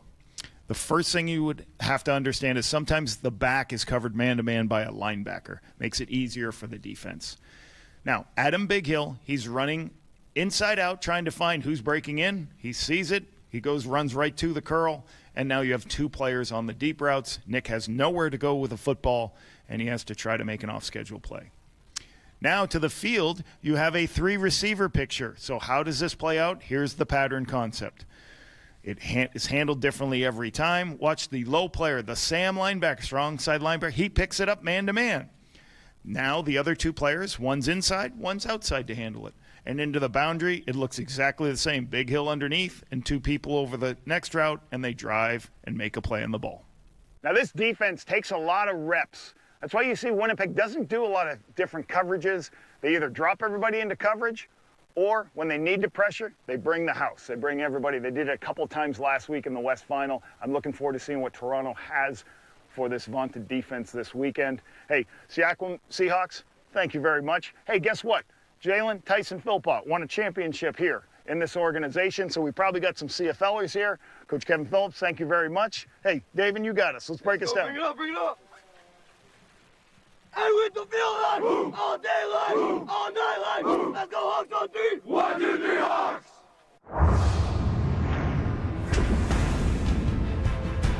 Lapo's been working so hard. He deserves a little bit of fun. We told you he was going to the bouncy castles. Down the slide he goes, wearing the tailored suit. You know it's Grey Cup week. Yes! Whoa, that's straight fire right there! Do you ever think about what you'll have for dinner during a game? During a game? Oh yeah, for sure. Yeah. If I'm like hungry during the game, be like, damn, I want some pasta tonight. I definitely crave chicken tenders around the second quarter. It's been a problem. If the game gets a little bit boring, you know, like if you're up by a couple touchdowns and there's only like a couple minutes left in the fourth, yeah, you could definitely start daydreaming. I don't know if I don't think I've thought about dinner, but I've definitely thought about other stuff during the game, yeah. I was wondering if like my girlfriend took my dogs out before she came to the game. Do you ever look at another team's jersey and wish that was yours? No. Back in like 2017, Montreal had some like gray uniforms I used to like. Ever since I've been in Toronto, I don't really like Montreal at all anymore. So. Do you ever commit a penalty and just hope the refs forget about it or don't see it? Not really. I think that's one of the things that I do really well is I really don't commit a lot of penalties at all. Even the one in Sass that they threw definitely wasn't a penalty. But yeah, no, I play a pretty clean game, so I'm never worried about that. Do you guys have a phone on the sideline, and have you ever tried to call someone if you do? We do have a phone on the sideline. I don't make any calls on it. People do call me on there a few times. My coach has been up there. One time my son was up there one time, and they just surprised Dad. No. I haven't tried to call anybody random. It does work. It goes to the people in the box. So. Are there any other apps on like the iPads or the tablets that you guys have, or is it just strictly for watching film?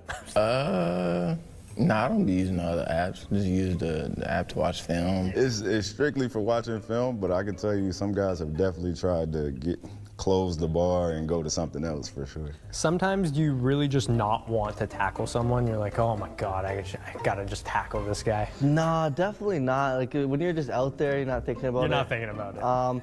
But I remember I came out the sidelines one time and I was watching Brady run and I was like, yeah, I wouldn't want to tackle him. Do you ever wish the yellow line on TV was real? Oh, yeah, for sure. That would make everything a lot easier. Yeah. I don't, because I feel like it'd be a distraction, but I know my wife does. For a long time, I actually used to think I used to see it on the field. That's probably because I was heck of tired, but nah, yeah, for sure. When the cameras are super close on you in random moments, is it hard not to laugh and pay attention to them? It's awkward. Yeah, it's at all times, even if it's not that close. Yeah, it's weird sometimes. Yeah. Especially like the national anthem really gets me when they're like right up in your face. It's kind of funny. It's like, do I smile? Do I not? Do I look serious? Because I'm not a serious guy. I just smile a lot. I can't help it. Do you wear one pair of gloves all game, all season? What is the glove situation like? So I like to change gloves about every 2 weeks. I usually wear a pair and then wear them throughout the week in practice, and then by that time I don't feel like they're stiff enough for me to really grab a ball. Almost every game. I try not to, because I don't be wanting to bombard our equipment staff. So I know that's a lot for them just to, I hear he always asking for some gloves. No, I don't try to do that, so. I kind of keep the same pair until I drop an interception. So I've definitely dropped a couple, so I switched a couple.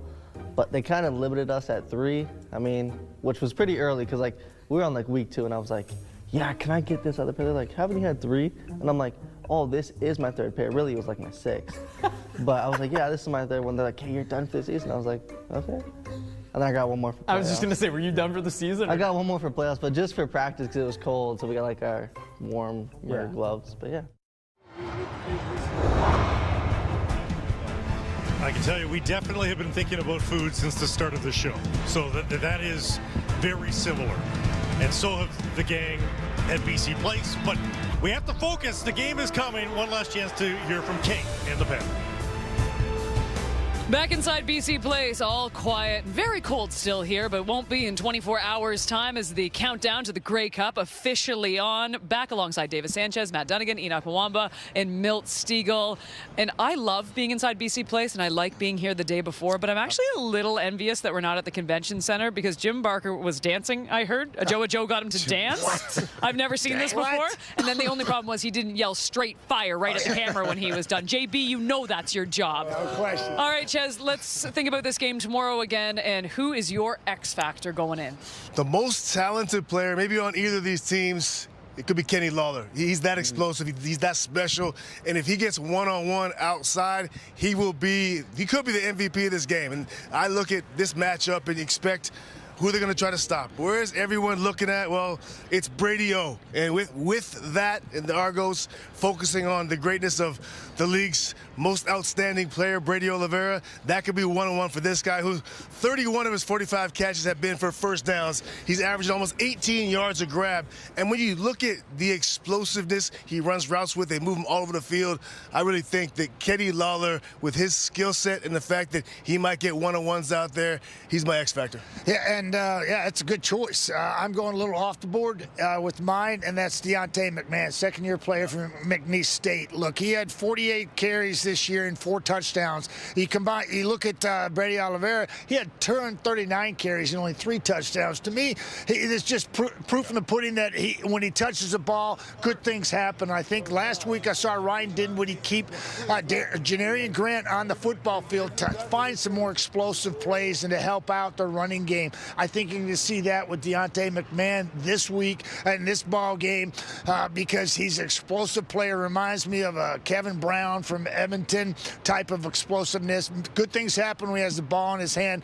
Deontay McMahon is going to be a factor tomorrow. D-Money's definitely a good pick, Matty. I'm going to look at Nick Dembski. Nick Dembski's a guy for this team who does so much. He's a Swiss Army knife, really. He can do anything. He played a running back position. He could be a slot receiver. He can go out to the wide side of the field as well. But if you look at the game last week, Zach Collaros had 26 pass attempts, and 10 of them, just under half, were to Nick Dembski. And he didn't have that many yards. He had about 49 yards, but 10 targets. He played a huge role for that team. You talk about Ches, Brady Oliveira, who is a focal part of that offense. Well, Nick Dembski is one of the guys that we often forget about, and when he comes in and he makes plays, he is extremely effective. Last week in the East Final, Toronto Argonauts more than likely would not have had the momentum coming out of the half if not for Matt X Factor, and that's DeMonte Coxey, 6'3", 200-pound receiver for the Toronto Argonauts. And we all know Polk is their big play guy, but Coxey is capable of doing that, as we saw last week going into that half. He made 2 big plays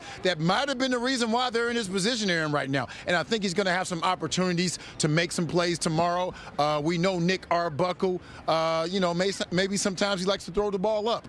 And this is a guy who can go up and get it, and because of that, he's my X Factor. I know I wasn't allowed to pick an X Factor, but I feel left out, so I'm going to pick one anyways. I'm picking Janarian Grant. Yes. And look, with no Chad Kelly in this game, they're going to need so much from their defense and special teams, and he was dynamic all season, the best special teams player this season. So guess what? I know you don't have a banner for it. I know you don't have clips of it, but Janarian Grant, just so we have this on tape, when he has an absolutely monster game on Grey Cup as we send it back to Blake. Thanks so much, and feel free to double up. We're going to take the handoff, if you will, from that panel and discuss our own X Factors. Guys, you can take one that's been chosen. You can go off the board. Bo, what do you think? Well, Matty, I can tell you I'm not going to double up on yours, brother. But I'm going to say, listen, I talked earlier about Wayne McManus and how he has to stop the dual award winner right there in Brady Oliveira, because that's who they're going to run the offense through. We want to know, are they going to chuck it downfield to Kenny Lawler? But the guy that has to potentially help stop both of those is a free safety, Royce Mechie. All right, if they're going to come up, they're going to put 6 in the line, on the old line. If they're going to bring double sub blocks in order to get Brady Oliveira into the second level. Royce Mechie has to be able to come down, make tackles, but he's also got to be able to stay back, because when they are at play action, Zach Collaros, Kenny Lawler, and the Winnipeg Blue Bombers might be the best in the league. My X factor, and if you want to throw the ball downfield, get those plays, it's going to be, for me, inside Patty Neufeld. 13-year veteran, 11 years with the Bombers. He's one of my favorite guys of all time to coach. He's one of the leaders of this veteran offensive line. He's going to need to be at his best against this vaunted defense. Jake Ceresna, Ralph Hawley, tied for the CFL lead in sacks with 8 each. The pressure comes from the interior of this defensive line, so he's got to be ready to go and make plays. The Bombers are going to want to run the football. That's going to be part of what they want to do. But when they have to throw the football, they've got to hold up on the inside. There were 12 sacks in the 2 games that the Argonauts played. And I know he struggled at times, some of it, so he plays his best game, and Liam Dobson plays his best game on that side. I think they win the Grey Cup. Listen, I'm going to act like I took some Varitus serum right now, which is true serum if you don't know. For all my nerds out there like myself, the O-line, you're absolutely correct. The O-line, both sides are the most important players on the field tomorrow. We're going to get into predictions, so I'll hold back the questions now. We'll finish up with the predictions, but we do need to check in one last time with our insiders, Dave Naylor and Farhan Walsh. Dave, this is Randy Ambrosie's final Grey Cup as the CFL commissioner, so there's been a lot of conversation about who his potential replacement would be and the direction of the league in terms of its top official going forward. What can you tell us? Well, first, in terms of leading candidates, I mean, we bounced that off a lot of the senior administration of the CFL and his teams this week. Not a lot of names popping out. I don't think there's a favorite candidate by any means. And look, they're doing some work in the background here this week to develop the profile of what they want in the next commissioner, but that process will not start formally until they have a Board of Governors meeting in December. I think Randy Ambrosie is going to be the commissioner of the CFL for a good amount of time in 2025. As for things they're looking for in the next commissioner, I think somebody with a business background, somebody who can deliver return on investments that the league is going to make, somebody who has a real strong grasp of modern media environment, and then some of the priorities, things that the new commissioner might need to get to work on once he takes office, say the future of the Toronto Argonauts. And we don't want to be alarmist on that, but there is an ownership transaction happening with Maple Leaf Sports and Entertainment in 2025. I know there are people in the league that want to make sure that transaction is secure, and even something like, say, a stronger, more formal relationship with the National Football League. They collaborate on some officiating stuff right now, but certainly whether it's grassroots programs or other measures, not a real tie-in, a lot of tie-in between the CFL and the NFL right now. Meanwhile, one of the projects that Randy Ambrosie really championed was the idea of CFL 2.0, and the global program was a big part of that. You mentioned ROI. There hasn't been much return on investment as far as globals are concerned, and I think as far as the new commissioner and where the league heads in that regard, I don't think you're going to see any more investment into the global program. Now, that's not to say we won't see global players in the league. We've got a CBA that's got another 5 years on it, and when you talk to the PA, they understand that, yeah, these are now some of our members, and we're going to protect them, and that's in the CBA. So you will see global players. You're just not going to see a global combine. Likely aren't going to see globals invited from Europe and South Africa and other places to take part in the CFL combine here. Even the kicking combine, which is held in the United States, where a lot of global kickers attend, I don't think you're going to see that take place going forward. But again, you look at the NCAA, there are more and more global players that are in the NCAA right now. So I think that'll be the breeding ground that they draw from to get them into the CFL. So you will see global players, but no more investment in the global program. You mentioned kickers, and certainly a topic that's going to, I think, dominate the offseason for a lot of people is the future of kickoffs. I mean, everyone is familiar with what they've seen, a radical transformation in the National Football League as they've adopted the XFL model. Now, let's be clear. The CFL is not looking at changing kickoffs because they think it's going to improve their game. Yeah. This is about health and safety of players. I mean, the injury data is pretty clear that there's a lot higher percentage of injuries on kickoffs than any other play, and the league wants to address that without taking the exciting kicking element out of their game. And look, they looked at this last year and they pumped the brakes and they said, hey, let's see what happens in the National Football League and observe that. Let's verify our injury data. But I think the two possibilities that we'll be talking about certainly out of the chute are whether you allow teams to scrimmage at the 40-yard line instead of returning a kickoff after you're scored upon with a touchdown, or maybe a CFL tailored version of what we're seeing in the National Football League. The league has struck a committee of special teams coaches and head coaches with special teams backgrounds to get this process started, but I think you'll hear a lot of it by the time we get to the league meetings in Charlotte in January. Meanwhile, we were talking about the commissioner at the start, and expansion was such a big part of Randy Ambrosie's platform when he came in, and I think when they look for a new commissioner, I don't think they're looking for someone to champion that quite yet going forward. Now, look, the league wants a 10th team, but they also understand the realities of stadium construction in this country and how difficult it's been in the Maritime. So I think they're pumping the brakes on that right now. U.S. expansion, though, I think is interesting. And when you talk to different governors and presidents, the reaction is mixed. I don't think anybody wants widespread U.S. expansion. But when you look at a market like St. Louis, and there's some parallels there to what happened back in the 90s with Baltimore, you know, St. Louis has embraced spring football, whether it's the UFL or the USFL or what have you. So if that league goes by the wayside, which many people believe it's going to happen after this year, and you look at the success in St. Louis, I don't think that's a non-starter. I think governors around this league would consider the possibility of a place like St. Louis as a 10th team going forward. What an absolute ball it's been here at the festival. That's us inside the sails right there on Grey Cup Saturday.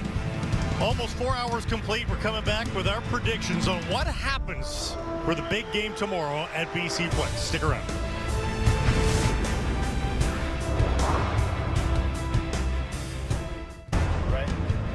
You know, we've been here for almost 4 hours at the Grey Cup Festival, and the crowds haven't gotten any smaller towards the end of the Grey Cup festivities, if you will. And the enthusiasm, the anticipation for this 111th Grey Cup as high as it was at the beginning of the day, and at the beginning of the week it has been a lot of fun. And FanDuel's got a lot of different novelty markets available for the Grey Cup. That includes some novelty props based on the halftime performance, including which song the Jonas Brothers will open with tomorrow night. Celebrate is the favorite to be the first song that Jonas Brothers perform at the half. You can check out the long list, though, of novelty props available for the 111th Grey Cup right now on the FanDuel app. So, guys, this has been a lot of fun. I've had an absolute ball with both of you. Jim Barker as well here. Grey Cup Saturday is almost complete. Just your final thoughts, Lapo, on Grey Cup Saturday. One thing that I think is very interesting is the fact that nowadays, 10 years ago, when you had that last practice day, you actually did some football, Bo. Yeah. You would have done offense, defense, you've done some special teams, you did stuff on the field. The media was there, but that has changed in 10 years. That's just guys hanging out, taking pictures nowadays. It's no longer a Families practice. on the field. Yeah, families there. And I think it's, I don't know, everybody has a phone now and they're worried about being recording. But what's interesting is now all the teams will go back to their hotel and then they'll have the real walkthrough, the real practice to finalize and be ready to go in the game. So that's what I took from today. I thought was pretty interesting. We've done a lot of chatting about what this game is going to look like. Let's start with some meat and potatoes predictions here. Bo, what do you think happens tomorrow? Yeah, I mean, I think this is now my third or fourth Grey Cup, and I don't think I've had the right prediction once, so you should probably go against whatever I say. But I was in the room with Nick Arbuckle. I was in the room with Ryan Dinwiddie. A lot of guys in that team, Flo, Winton, Royce, Amos, and I'm sorry, boys, but I got to go Winnipeg. And I'm not going to give you a 23-26. I'm going to tell you the truth. I think it's going to be about 32-14. Okay. You know what I think is, when I watched the two times these teams played each other, Winnipeg made critical errors, very critical errors. You can win games by just not making big mistakes, Bo, as you know, but They got sacked 12 times. They had 9 turnovers. They were 3 for 7 on field goals, including 1 in overtime. You know what? I think if they can stop the run of the Argonauts, and I think that offense for Winnipeg just doesn't have any critical errors, I think they win that football game, and I think it's a 24-14 game. And those are completely reasonable predictions based on who's in the lineup, of course. What are you thinking? But yeah, what do you got? Let's go. Hey, I'm a fan of Cinderella. Legends are made in big games like this. Nick Arbuckle. Exceed our expectations here. I can't wait to watch it. And that's why this game matters. And that's why we can't wait for you to watch it tomorrow on Grey Cup Sunday. Don't miss it, of course. Here's the brass tacks. 1 p.m. Eastern, 10 a.m. Pacific. The Argonauts trying to prove the doubters wrong against the Winnipeg Blue Bombers. Trying to finish this quintet of Grey Cup experiences on a winning note, and of course hosting next week as well. It's been a fun 4 hours, everybody, and now the football is all that's left to discuss. It has been a fabulous CFL season, all those last second scores to win games, and it all comes down to this one for Zach Collaros and the Bombers versus Nick Arbuckle and the Argonauts. Tune in tomorrow.